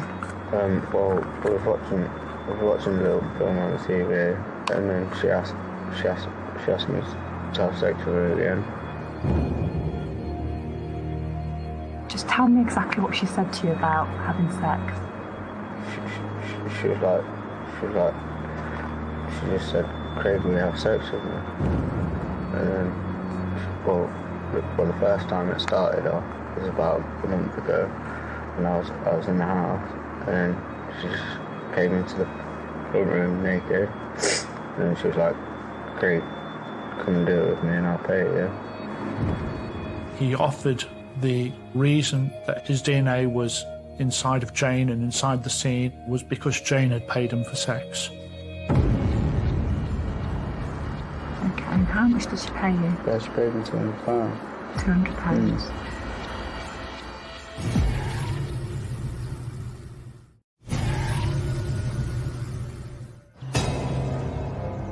In the village of Fleckney in Leicestershire, police have arrested 25-year-old Craig Keogh on suspicion of the murder of Jane Hings. Do not say anything, Mohammed. Today's still not mention one question, something which later will lie in the court. Anything you do say may be given in evidence. Do you understand everything I've said to you? Could this local lad really be responsible for the rape and murder of a 72-year-old pensioner? The news has sent shockwaves through the tight-knit community. How could somebody that I'd grown up with all these years could be physically capable of doing something like that? I felt sick and it was horrible. Like, who does think something like that? To such, you know what I mean? You hear about it, but she was an old lady. She was old. He was a young lad. Keogh has been taken into custody and is being interviewed under caution. With his DNA found on the victim and at the scene, detectives want to know how Craig knows Jane. And he has an explanation. I was walking through the village and I saw this lady and her shopping bag broke and I helped her and then I carried it to the house with her. Craig told us in an interview that he met Jane when he was down the shops and that she asked him to pick up some shopping for him and offered him some money for it and then asked him to walk her dog Paddy as well. But Craig alleges that it wasn't just household chores Jane was paying him for. And then another time, she's asked me to have sex with her for money. And it happened a month ago, the first time. And then she's asked me to come back a month later. And then it happened again. Key to the police investigation was the tongue piercing found in Jane's groin. Have you got any piercings? I got my ear pierced. Your ear pierced? Okay. Anywhere else? Yeah, my tongue pierced. Your tongue? Craig goes on to admit that he'd been with Jane the night she died, saying he arrived at her house around 10:30 p.m. Tell me exactly in detail what happened. Well, we was watching a little film on the TV, and then she asked me to have sex with her at the end, and she's like, "I'll pay you more this time." I was like, "Okay." I didn't think anything of it, and that was it really. And then she said she felt sick, and then I left her. Craig's detailed account that he had sex with Jane and left her very much alive turns the investigation on its head. During the course of his interviews, he came up with an explanation as to what happened. I have to say, it was so bizarre. Craig also suggested that Jane, whilst alive, was unwell when he left. What he was saying was that she'd become a little bit wobbly and a little bit unwell, and had then gone back to her bed. He'd then closed the door, and obviously whatever happened afterwards was someone else. Some stranger, no doubt having seen that the door was open, would have gone in there, burgled her, and perhaps killed her. And so that might possibly have been an explanation for what happened. The interviewing officers had to keep an open mind, but had to probe and get as much detail from him as possible to find out whether it was right or not. Was Craig telling the truth? Was Jane alive when he left? And so was it someone else who sexually assaulted and killed her?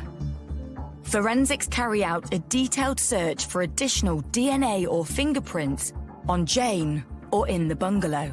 There was nothing else from the scene, from Jane, from the post-mortem which identified anybody else other than Craig. We'd had all of these things examined and they only pointed at Craig Keogh and did not point to anybody else. With no one else in the frame, Craig's movements on the night in question are investigated. Craig had been on a night out in Oadby, a nearby town. I think it was between 8:30 he came in that night. Remember it well because Leicester City had played Liverpool on that night, so we had a fair few in. He stood out straight away because he had his baseball cap the other way around and he was just bouncing up and down. Staff at the pub said that he appeared agitated, aggressive, and almost as if he was up for a fight. They said he was high on drink and drugs. Now, this was crucially important evidence because in his interviews, he said that by 10:30 that evening, he was sitting in Jane Hing's living room in Fleckney, watching a war film and having a drink with her. That was a lie. He was out with his friends. We were able, by that process, to show that he'd taken cocaine, that he was offering to sell other people cocaine, and that he was complaining about how boring the evening was. As doubt is cast on Keogh's version of events, police trace his movements after he leaves the pub. He's next seen arriving back in Fleckney at just after 1 a.m. His friends say that the last time they saw him was when the taxi dropped him off and they assumed he was going home. But Keogh walks in the opposite direction of his caravan, heading in the direction of Jane's bungalow. We knew from CCTV that the suspect had walked to Jane's house wearing a baseball cap, and when they were walking away they didn't have it on, and we could see that. Detectives believe this places Keogh in Jane's bungalow around 1:15 a.m. And when he returns home, he's captured again. We see him going back into his caravan, carrying something. Now, he goes out again, and he returns out around 2:30 in the morning for another 15 minutes or so, and we are certain that he went back to Jane Hing's house in that period of time. We don't know what he did. The following morning, Craig is again seen on camera.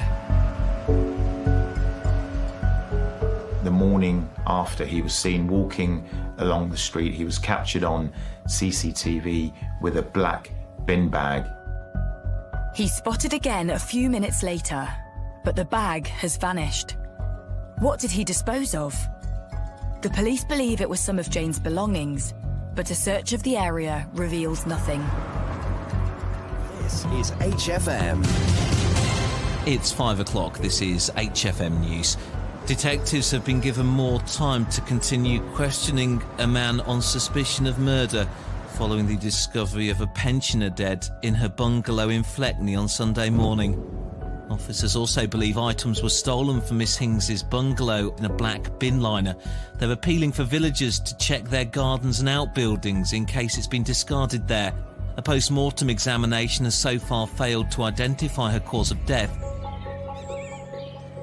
With help from the public and CCTV, police are able to piece together Keogh's movements 24 hours after Jane's death.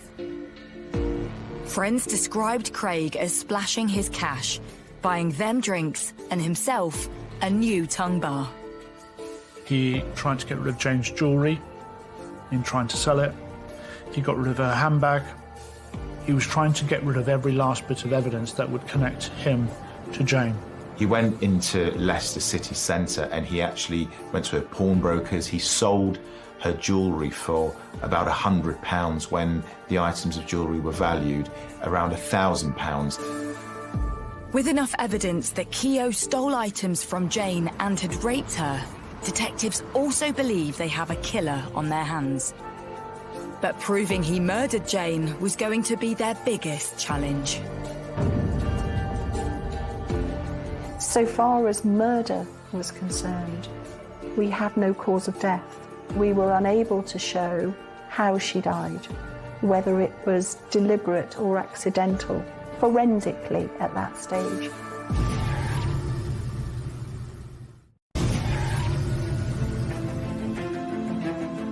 In the village of Fleckney, 25-year-old Craig Keogh has been charged with burglary, murder, and the rape of pensioner Jane Hings.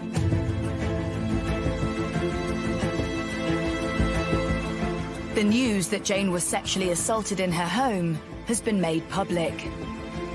The community were on edge already, knowing that an old lady had been murdered in her home, but then once the true nature of it came out, people were really worried. When I found out that information, it just floored me. It played on my mind all night. You know, a woman of that age, how, why could that happen? I'd say the villagers would be distressed because a majority of them are similar sort of age to Miss Hinks. And you know, and there's quite a few vulnerable people out there as well, and it obviously upset them, but also put a bit of fear into them as well, that this could happen on their doorstep.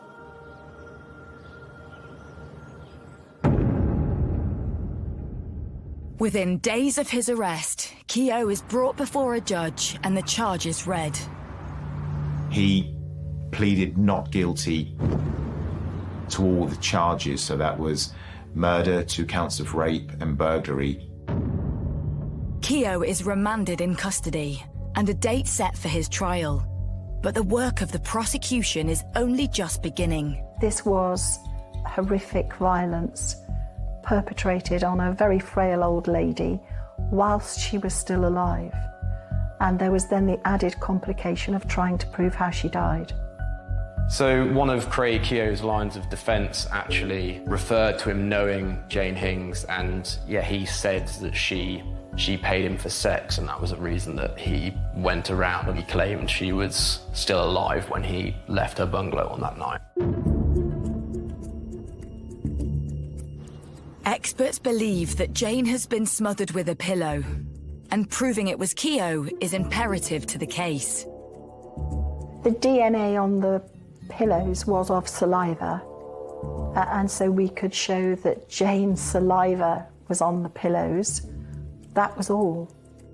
Typically with a material object, you can't get fingerprints from it. And it's really difficult. For us as investigators, we sat there believing that the pillowcases were our murder weapon. How could we prove that? With concern that Keogh might get away on a technicality, the police and prosecution reach out to forensic specialists. Now, our pillowcases had been sat in the bottom of an evidence bag, sat in the exhibit store for, at this point, 4 months. They weren't laid out flats like you'd see in a movie or anything like this. This is a pillowcase shoved in the bottom of an evidence bag. But as we got nearer to trial, we discovered a new scientific development. Leicestershire Police said to me they had a pillowcase that they were interested in trying to develop some fingerprints on. They wanted to know whether a novel process I'd been researching was appropriate for this type of exhibit. I recommended that they tried vacuum metal deposition, and I also directed them towards Gloucestershire Police, who had a vacuum metal deposition machine that they could use and a trained operator, which is probably the best technique that we're aware of that gives you a chance of getting fingerprints on fabrics. Vacuum metal deposition involves vaporizing gold and zinc in a vacuum chamber. The metallic particles are attracted to the fabric and form a negative image of finger marks wherever it has been touched. So what you have here is the image of the pillowcase as it's come out of the vacuum metal deposition machine. These dark regions where you have quite a lot of zinc deposition, and you have these light regions where zinc simply hasn't deposited. It shows whereabouts the pillowcase has been gripped, and it also enables you to say, well, it's been touched there, so you can then target other techniques such as DNA recovery for those techniques. We were able, therefore, to show that the pillow had been held in a position that you wouldn't hold a pillow ordinarily in order to put it over Jane Hinks' head to kill her. So that proved our murder weapon. We had Keogh's finger marks on the short edge and Jane's saliva in the middle of the pillow. But the question is, would it be enough to convict Keogh? The trial begins at Birmingham Crown Court, and Jane's friends come face to face with Keogh. Craig was just deadpan through the whole entire time. Not an ounce of remorse, not any kind of emotion. He showed nothing. When Craig sat in the dock, he was expressionless. It was difficult to really see any signs of emotion. Obviously, Jane's friends are of her age, so are a lot older and didn't want to go and sit through all of that. So I went and sat for her. I didn't want Craig to think that nobody cared about her. I wanted to be seen that, you know, she meant something to somebody. Craig had denied all along that he was responsible for raping and murdering Jane Hings. In fact, his version of events was at complete odds with the prosecution's case, the police case. He had said that he had gone to see Jane to have sex.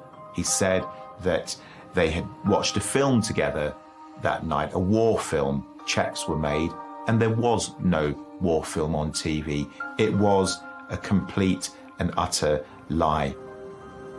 As the trial unfolds, the defence tried to paint a picture of Jane. Craig Keogh was describing Jane Hings as being a sexually promiscuous, drunken woman who liked nothing more than spending her pension money on having intercourse with a young man. We discovered she didn't drink alcohol. There was no alcohol in her bloodstream after her death.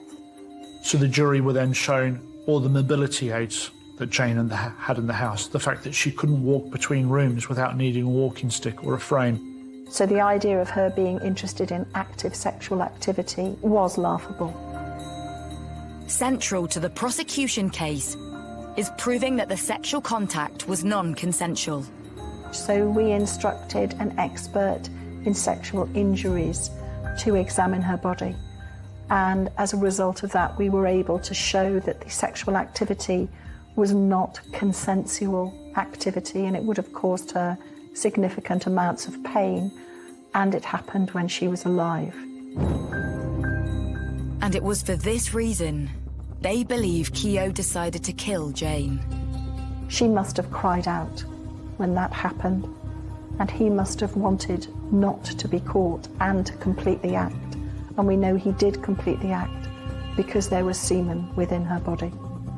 And I expect that during the course of that sexual assault upon her, he decided to kill her because she wouldn't shut up.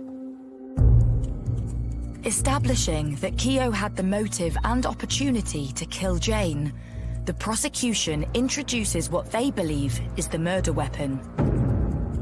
The scientists went the extra mile on this one because they could show that finger marks left by Keogh were on the short, straight edges at the side, and they were gripped like this and applied. And they then took it one step further to look for the amylase staining, that's the protein staining in the middle, to show that Jane had exhaled a lot and it given out a lot of moisture from her breath, indicating that that's where she was smothered. And then when the scientists came to court to explain it, the jury was sat there like, oh wow, this is really impactful. With the prosecution evidence built against him, Keogh remained silent. Craig sat there very quiet. He chose not to give evidence. He chose not to be cross-examined by prosecutor, and he showed no remorse, even when the horrific details were read out of what he had done. Craig Keogh could not offer any evidence which the jury could look at and say that he was not guilty. He couldn't offer any alibi, and he couldn't offer any plausible explanation as to why this had happened or why he was suspected of it. After 5 days, the jury is sent to deliberate. Presented with all the evidence, they have to decide whether the marks at the edge of the pillow and all the new scientific data prove that the young man in front of them is a murderer. There are two choices for a jury here. Either he went into that house and raped her and burgled the property and then left, and a random stranger came in and smothered her, or the person who raped her smothered her. That's the choice. Even though you've listened to the whole trial and you know he's guilty, that evidence says he's guilty, those minutes, hours of waiting to hear them words, it's still nerve-wracking, you know, because they could come back with not guilty. After 4 hours, the jury returns. They came back and unanimously said that he was guilty of 2 counts of rape, murder and burglary. When the jury came back, he was plainly shocked. Craig Keogh stood there, and when sentence was imposed, he stood there with an element of resignation, but he didn't seem at any stage to show any kind of remorse. No sadness for her, no sadness for his own family, who appeared to be very decent people. From the beginning to the end, it seemed to me he was entirely focused on himself. Keogh was given a life sentence and will only be eligible for parole after 32 years. But for all involved, this case has taken its toll. When I went into Jane Hing's house, I was struck by the peace and tranquility in which she'd lived her life. She was a very simple lady. Beside her bed on one side was her Bible and a crucifix. And on the other side, as she had gone to bed, no doubt like every other night, she'd left her teeth on the side of the bed.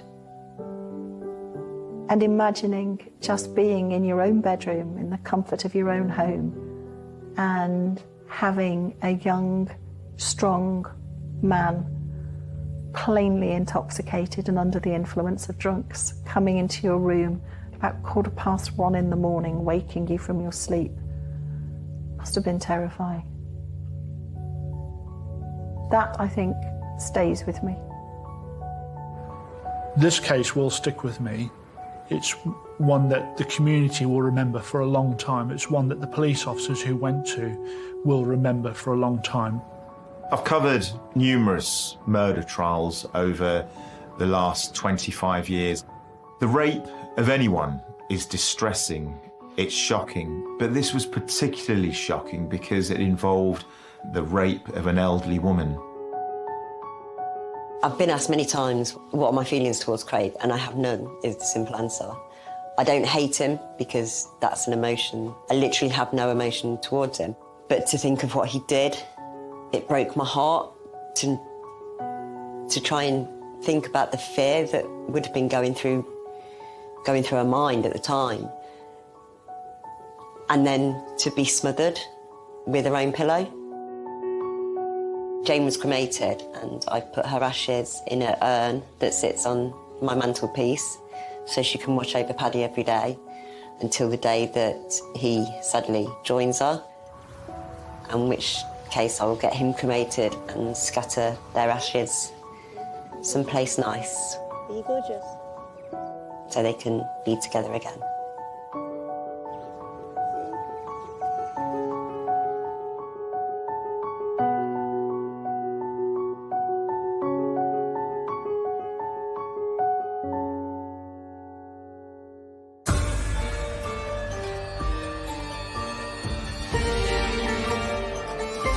Stranger danger is rare but not impossible. The chilling Murdered at First Sight is new Wednesday at 9 on Sky Mix.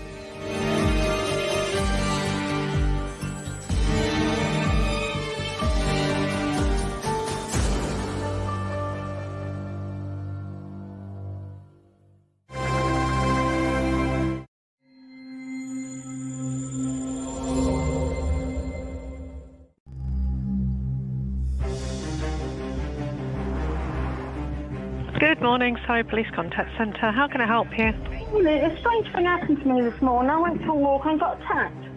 So I remember the night very clearly of when it happened. There's forensics down the road, like something serious has happened now, like what?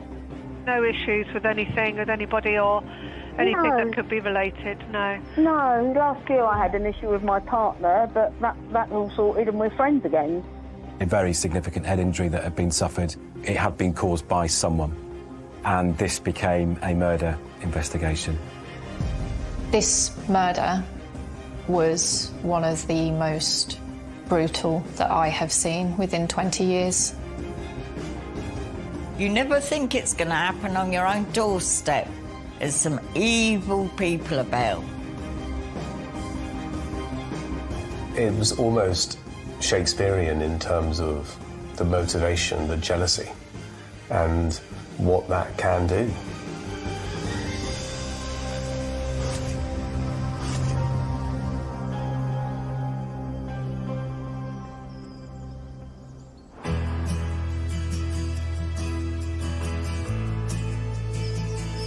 On the eastern side of the River Blackwater in Surrey lies the small village of Ash. It sort of sits in between Aldershot in Hampshire and Guildford. Ash is fairly typical of a lot of places in Surrey in that you will find lots of different communities within a community. From a policing perspective, not a lot happens. They're a very close-knit community around here. Everyone knows everyone. At the heart of the community lives 59-year-old Joy Bolton. She was really a lovable and special person. She did have a big circle of friends because she used to work in Potter's music shop, and then she left there due to illness. She'd always say hello or wave at the window if she was in the house. She was very much always quite happy and never seemed to say a bad word about anyone. Auntie Joy was a little naughty auntie, if I can say she's a little naughty auntie, in the way of that she was one of those that turned up unannounced, which was quite funny. And she'd turn up, I'm not staying long, and her not staying long would always turn into at least a couple of hours. In 2021, Joy started dating local man Trevor Dibner. They had known each other for 18 years. Trevor Dibner is somebody, again, who has spent his life working. Trevor had a number of businesses and was known locally as a taxi driver. He's also a mechanic and latterly had started working for Ford, where he was doing MOTs. He was somebody who had an interest in motorsport, and he collected model buses, which you know was a passion of his. I knew him in my teenage years when he would be driving the minibuses, and we would hire minibuses from him to do runs to girls' nights out, if I was out with the girls, or if we were going to the Ascot races with our partners, he'd take us there. They used to go and see a stock car, go and watch stock car. They also used to go to these old bus fairs and everything. And I think it was just a little bit of an attraction. In October 2022, the couple moved in together and their relationship flourished. Trevor and Joy became engaged at Sandown Racecourse on the 4th of December, and Trevor announced it, as we do these days, on Facebook to tell friends, contacts that he and Joy had become engaged. Joy was at a time in her life where things were starting to go right. She had things to look forward to, and things were going well for her. But life for the happy couple is about to change.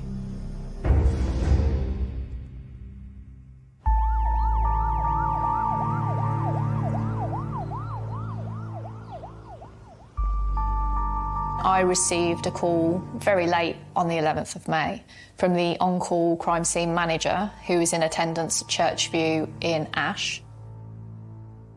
He'd responded to reports of a suspicious death. On the 11th of May, Trevor had gone to work and spent the day at work. He'd been unable to get hold of Joy throughout the day, and then he came back to his home address and found Joy was lying on the floor, not moving. He called the ambulance service to report this. At first, it wasn't clear to the officers who were there whether or not this was a case where somebody else had been involved. There was the potential Joy was quite vulnerable and unstable on her feet. She could have fallen. Within the small community, news begins to spread of a police presence at Joy's house. I heard from my eldest grandson. I said, what's the matter? Come on. He said, it's Joy. I said, oh no, she's not in hospital again, is she? Just like that. And he said, no, it's worse than that, Nan. I said, what do you mean it's worse than that? So I remember the night very clearly of when it happened. There's forensics down the road. They're pulling the sofas outside the house.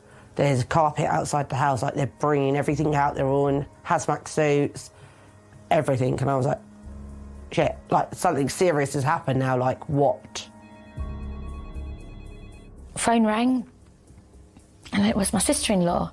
And she said, have you heard? I went, oh, what's happened? She said, about your auntie. I went, auntie who? Your Auntie Joy. I went, what do you mean? And she said, she's been beaten up. And I put the phone down, and my hands were so clammy. I looked at my partner, I was sat beside him, and I went, you need to take me to my Auntie Joyce, please, now. And it was raining, it was cold. Got up there, the police cars were there. It was cornered off from round the corner, tape, and the police were standing outside.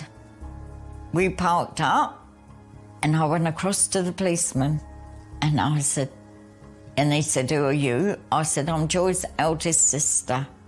I said, can you please tell me what's happened to her? He said, I can't at the moment. I said, please tell me, is she alive or is she dead? I said, tell me. I've got to know. So he said, well, I'm ever so sorry. I said, don't say anymore. It was quite quickly then all over social media. Something's happened on Church View, the police are all there. Doesn't really happen, especially in a quiet community like this. The policeman stood there, guarding the door, another policeman inside. Everybody gathered around, lined my auntie's pathway. And I said to the officer, excuse me, can you tell me, please, what's going on? And as he was talking, as the officer was talking to us, I happened to look down a bit to my auntie's doormat.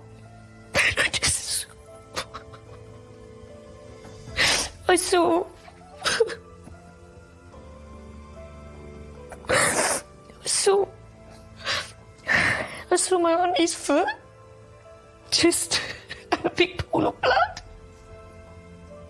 about a dinner plate size. But her foot was buckled back, like as if she'd been crawling, trying to get into the front room, fighting for her life.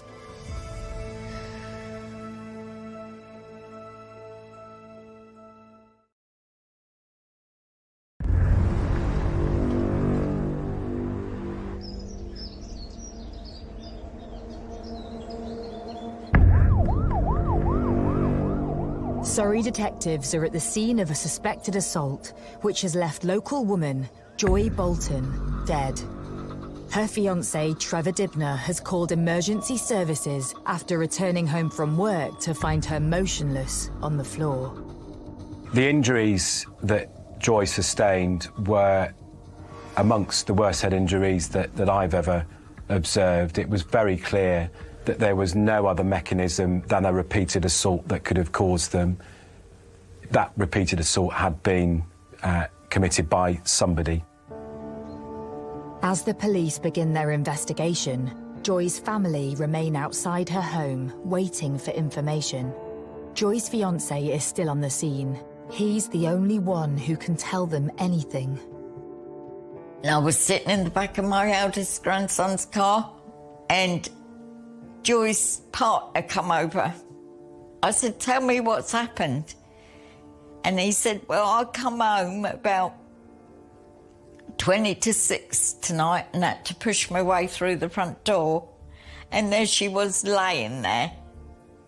He said, but I tried ringing her between 10 and 10:30 like I normally do. And he couldn't get an answer. I said, well, why didn't you go home and check on her? While detectives launch a murder inquiry, their colleagues are looking into reports of another attack on a female, just a few streets from Joy's house.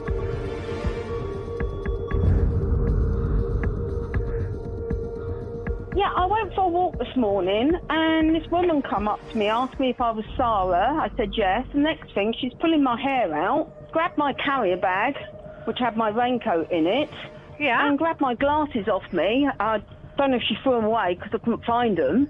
Okay. And ran off. Okay, so she literally just said, are you Sarah?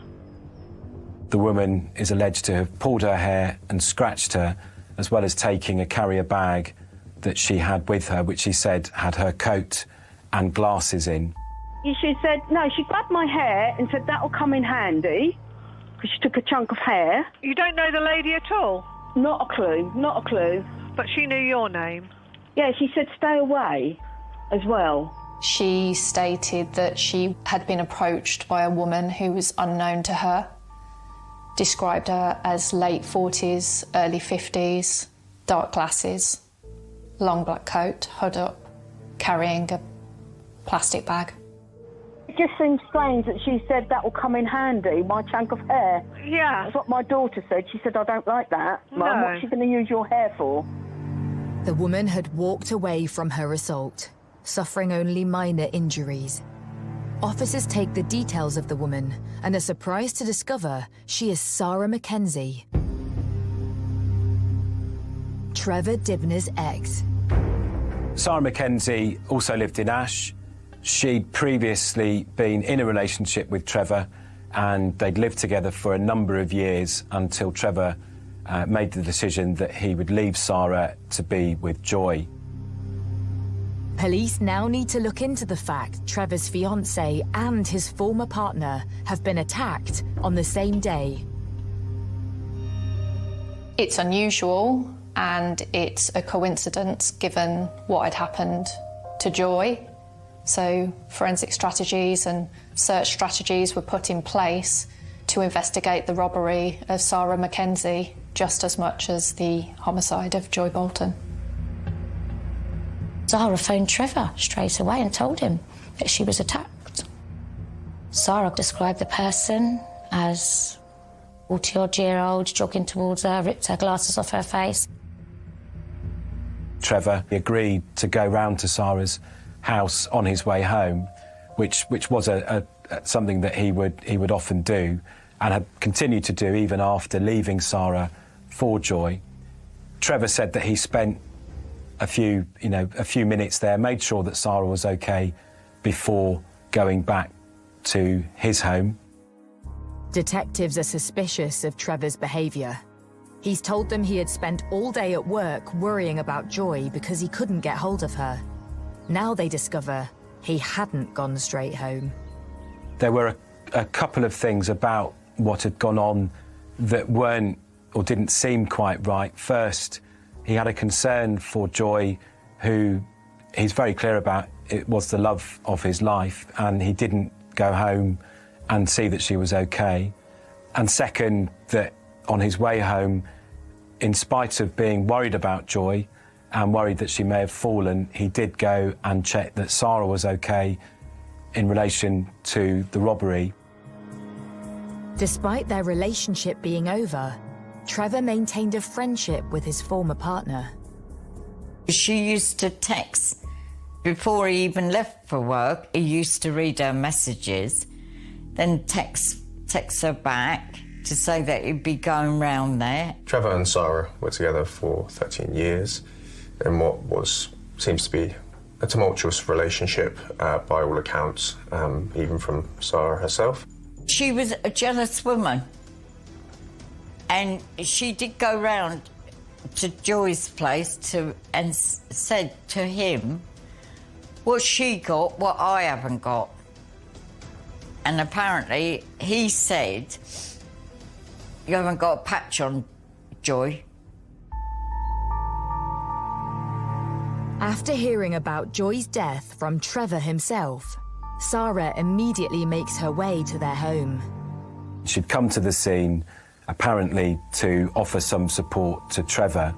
Her actions at the scene went beyond what you would expect a normal bystander to do, so she tried to get into the address to see what had happened and had to be stopped by one of our colleagues from the ambulance service stopping her getting in. Here's his ex-partner.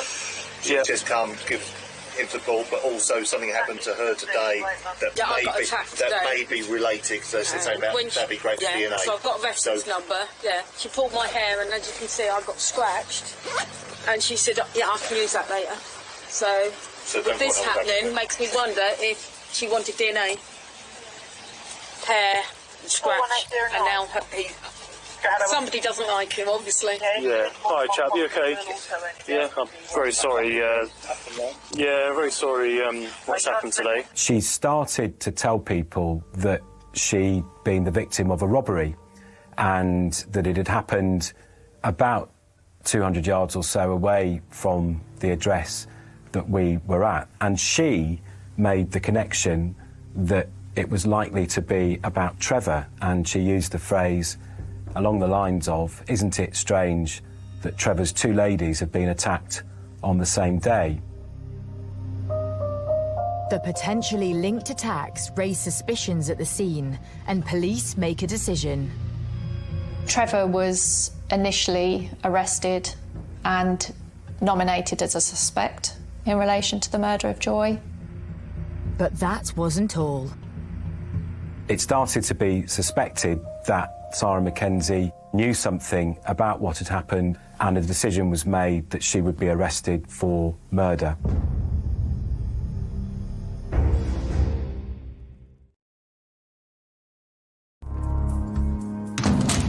Detectives in Surrey have two suspects in custody for the murder of 59-year-old Joy Bolton. We knew that somebody was arrested. First of all, I said a woman. I said straight away, Sarah. And then they said about the man. I said Trevor. I felt really sick. The hypotheses that I considered in this case were, first, that Joy Bolton had been killed by Sarah Mackenzie. Second, that Joy Bolton had been killed by Sarah Mackenzie, assisted by Trevor Dibner. Third, that Joy Bolton had been killed by the robber who had attacked Sarah Mackenzie earlier that day. As you can see, I got scratched, and she said, "Yeah, I can use that later." The reason that Sarah was suspected was the result of her, frankly, bizarre behaviour at the scene, as well as a robbery that she'd reported earlier in the day, which put her within the vicinity of the murder at the right time of the murder. Trevor was suspected as Trevor had been to Sarah Mackenzie's address before going back to find Joy, which was thought to be unusual and led to him being suspected of Joy's murder. With the former couple now in custody, investigators need evidence and turn to the residence of Ash. The smallest observation will be vital in proving their case. A neighbour of Joy's had seen a figure who he initially described as being male, but later wasn't sure if it was a male or a female, who was dressed in dark clothing with a mask and carrying a white carrier bag, approaching Joy's door and hammering on the door for some time until the door was opened. Another neighbour had heard a disturbance. There was another neighbour upstairs who again saw a figure approaching the door. So there was a lot of consistent evidence. The neighbours help police establish a timeline around Joy's murder, but the details are sketchy, leaving detectives with a number of possible scenarios to examine. I think it's difficult when you're in that situation. Living in such a quiet village, also, there's the element of not wanting to cause a fuss. Seeing someone walking in dark clothing in the street and being at the door. As much as an argument did happen and neighbours heard what was going on, you don't expect murder. While officers on the ground try to piece together events leading up to the murder, detectives are interviewing 64-year-old Trevor Dibner and 61-year-old Sarah Mackenzie. After Trevor had been arrested, he was interviewed and gave a full account of what had happened. He said that on the day this happened, they'd followed their normal routine, that he'd got out of bed and Joy had made his sandwiches, kissed him goodbye, and he'd gone off to work where he was doing MOT tests. He said during the course of the day he would normally phone Joy. He did so but was unable to get hold of her, and he became quite worried that something may have happened to her, perhaps she'd fallen or that there was some problem at home. He decided, because he didn't know that he couldn't leave work and that he would effectively deal with it later. Why did Trevor go to Sarah's before going back to check his beloved, who he wanted to marry? Why did he go there first and not to Auntie Joy's? Why? Sarah Mackenzie was arrested. Her initial reaction was one of surprise, as though she didn't understand why this had happened to her. And she maintained that initially. Her initial response to the questions asked by my colleagues who interviewed her was no comment, but in a way that she didn't know what this was about and had no understanding of it. She did become unwell while she was in custody and was taken to hospital. Meanwhile, Joy's fiancé, Trevor, has been held under suspicion of murder for 36 hours. Detectives are running out of time to charge him.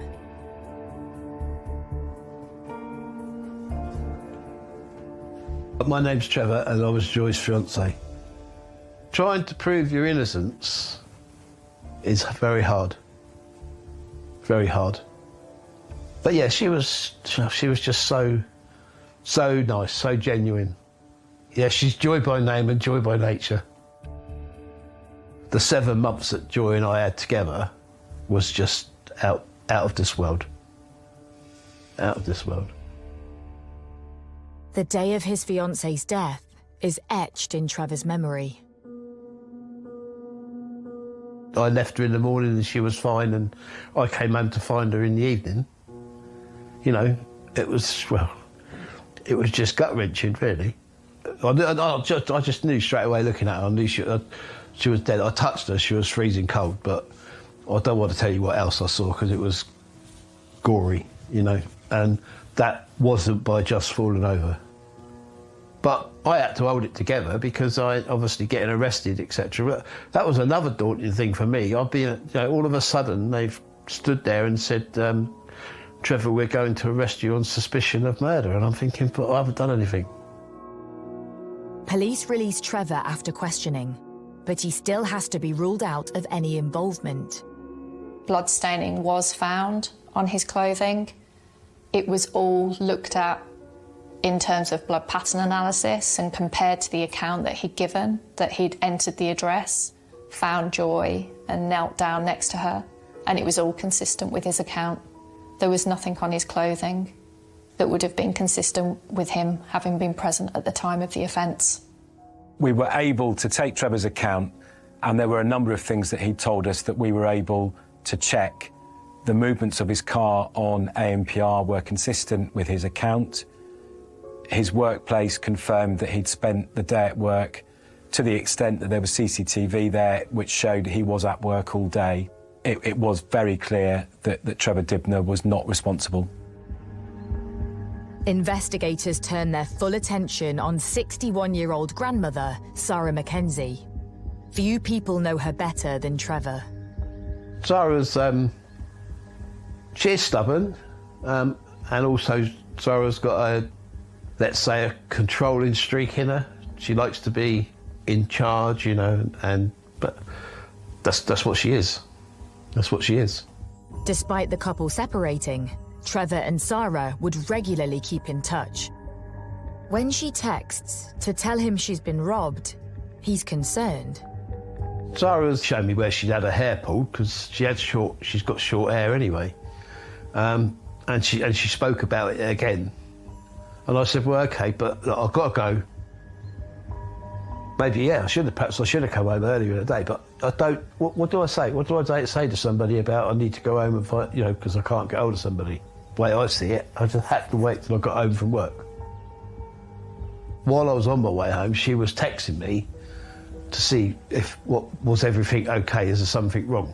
But I didn't answer her back because obviously I had to deal with calling the ambulance and the police because I'd found Joy on the floor and I quite obviously knew she was dead. Then I texted her back and said, no, it's not. No, it's not okay. And as I say, when the ambulance turned up, she turned up in her car behind it and come over and stood there and held my arm as if she was coming to comfort me. On body cam footage, police body cam, him and Sarah holding arms, linked arms, stood near a lamppost outside my Auntie Joy's property.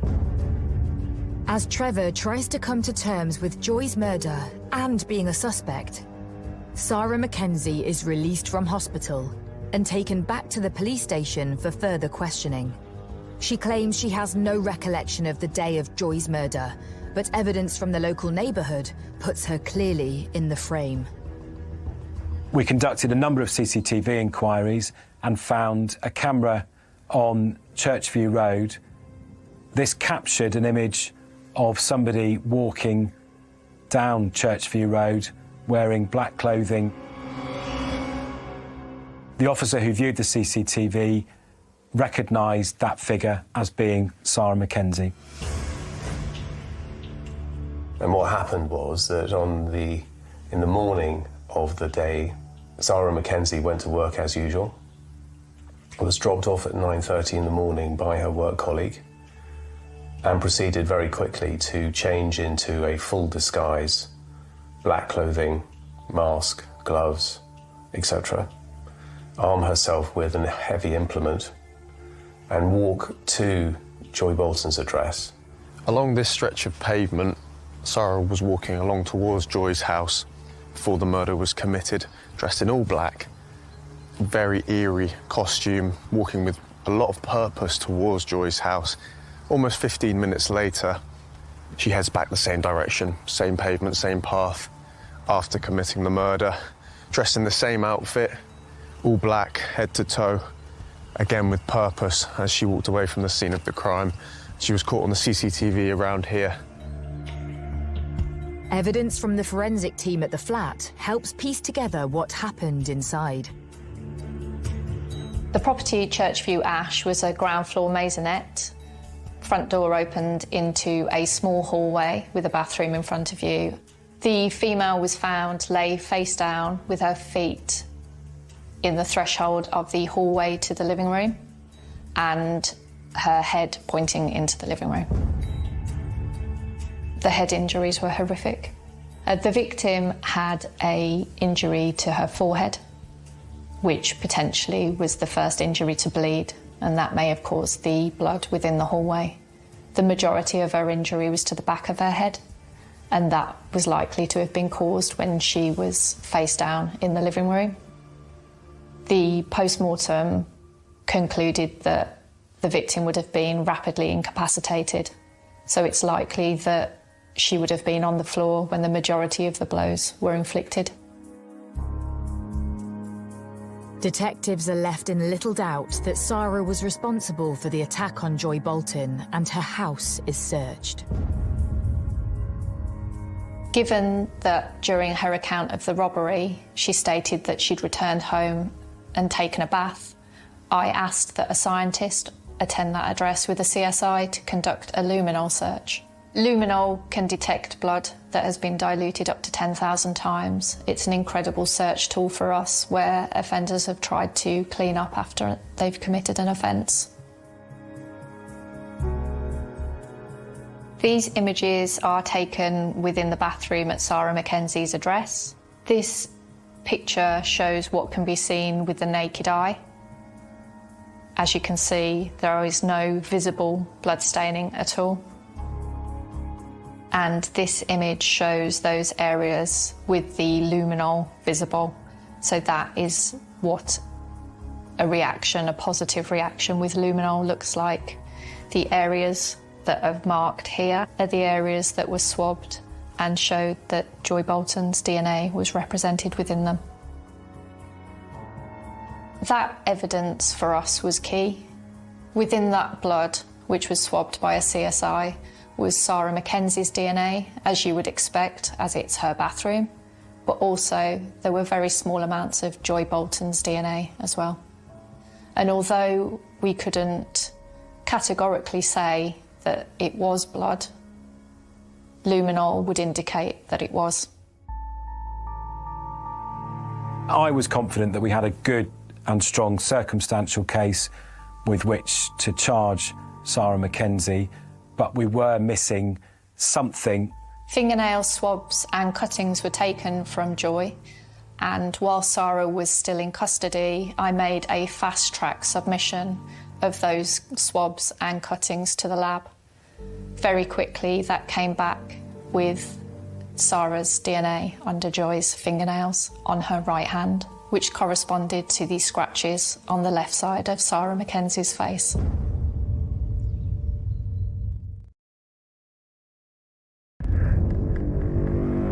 In Surrey, analysis of DNA found under murder victim Joy Bolton's fingernails has come back as Sarah Mackenzie's. Whilst Joy was vulnerable, she did put up a fight, and one of her last actions was to prove crucial in proving this case. The DNA analysis reveals the sample to be a 1 in a billion match, proving that Mackenzie was at the scene when Joy died. If, you know, Joy had to stand up to anybody, she would. She did give her last fought, you know. She was very weak, could barely stand up unaided, as I say, but she fought back and slapped, scratched, whatever she did to Sarah's head, and thank goodness she did. But Sarah says she can explain her DNA being on Joy. She reminds investigators that she too is the victim of an assault. Sarah implied that the offender had stolen her DNA and planted it under Joy's fingernails after inflicting catastrophic injury. They would have had to have the presence of mind to have thought to have planted the DNA under the fingernail of Joy's right hand, which was in keeping with the scratches on the left side of Sarah Mackenzie's face. The robbery is that it was intended to give Sarah Mackenzie a reason to be in the area that the murder had happened in case she'd been picked up on CCTV or seen by somebody, because she knew that Joy had scratched her, she knew that the police had her DNA, and she knew that we would find her through that to account for her DNA being on Joy's fingernails. But Sarah sticks to her story, insisting that she was robbed on the same morning as Joy was attacked. A public appeal is made for information, but investigators find no evidence of a robbery having occurred.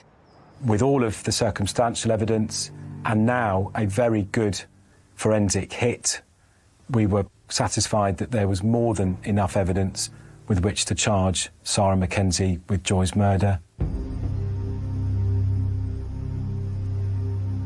On the 17th of May 2023, Sarah Mackenzie is formally charged with the murder of Joy Bolton and perverting the course of justice.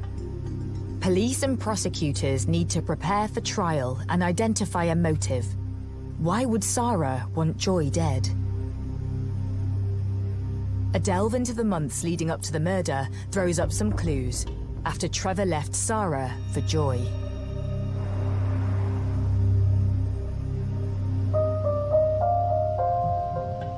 A fire was reported to the fire service initially of a shed in Sarah Mackenzie's front garden.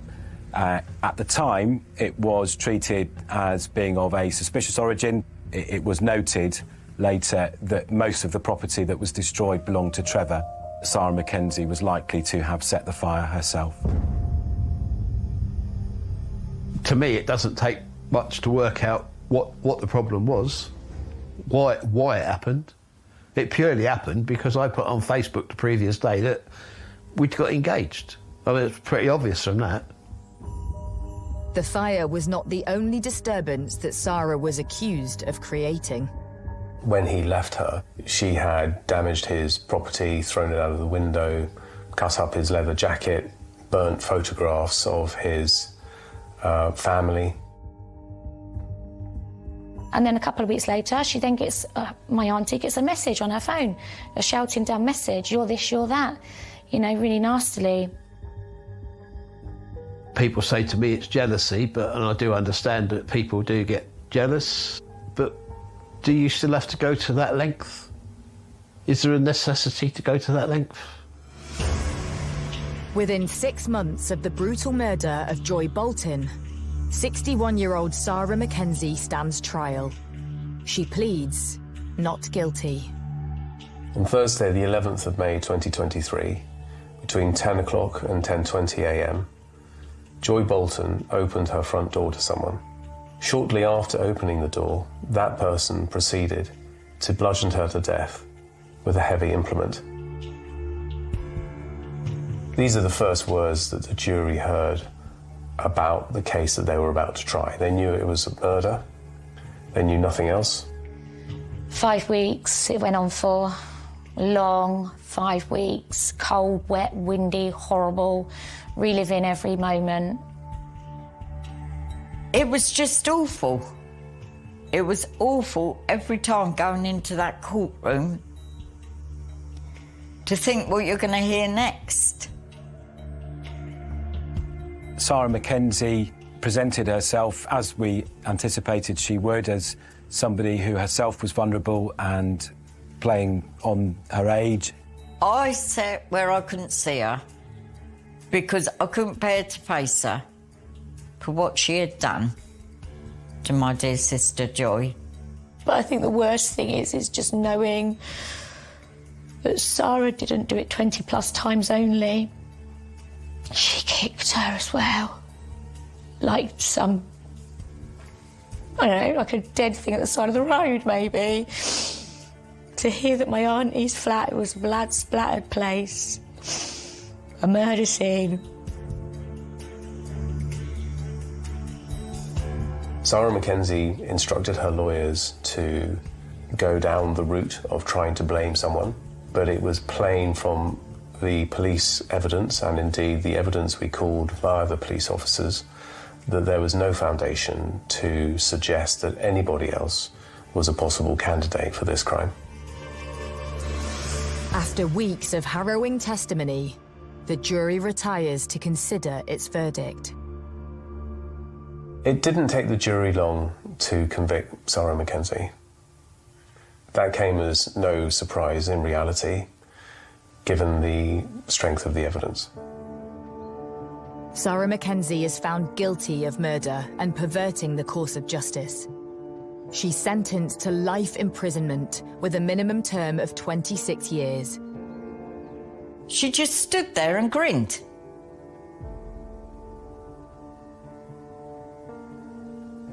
As much to say, oh well. I'm sorry, at the end of the day, 26 years is still not going to bring Joy back. You know, I know it's supposed to be a life term, and in theory, she'll die in jail. But at the end of the day, that doesn't bring Joy back. She was just the love of my life. It was almost Shakespearean in terms of the motivation, the jealousy, and what that can do. Most people resist it. Unfortunately, for Joy Bolton, not Sarah Mackenzie. In this particular case, which was a brutal, unprovoked and sustained attack on a vulnerable woman who had done nothing more than start a relationship with somebody, I felt enormous pride at the work that with the team that I work with. We were able to bring Sarah Mackenzie to justice, and that she is now in a place that she can cause no more harm to anybody else. This case was exceptional. It's not often, if ever, that you have grandmothers appearing in a dock murdering their love rival. Someone who was completely normal, who was, as per the jury's verdict, enraged by jealousy and spite. It will remain in our memories for as long as we live, I'm sure. A year on, and Joy's family are trying to come to terms with life without her. My favourite memory of Joy is she'd always be there if you wanted somebody to talk to, and vice versa with me. She didn't deserve what she got. Didn't deserve it at all. I go and see Auntie Joy at the grave, and I take my dog with me, because she loved my dog. And I sit and chat. It's not the same. She don't laugh anymore. I find it hard. I'll be driving through Ash, which isn't very often, because I can't bear it. Not round my Auntie Joy's, I don't go round that way. Not ever since. But I look at the shops, see an old lady with a trolley, and I always look back. Is that Auntie Joy? This is not Auntie Joy.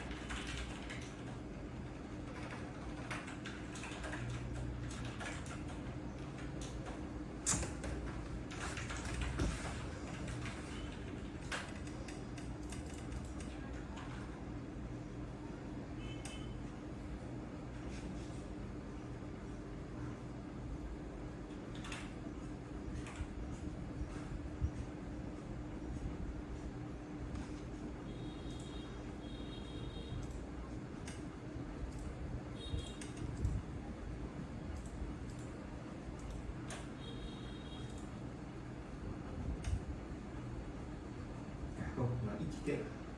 Nó chỉ có kiểu có một con vật thôi. Cần thế thôi mà. Không cần nó to tí. Tôi không muốn nó đơn giản như thế đâu mấy bạn.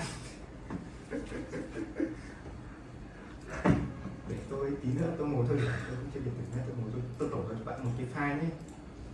Ra bảo anh đóng cho nguyên cái file này. Quả tập như quả quyển từ điển Anh Việt thôi.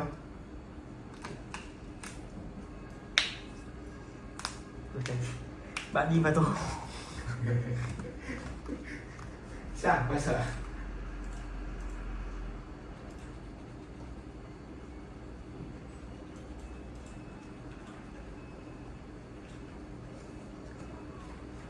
Phía xa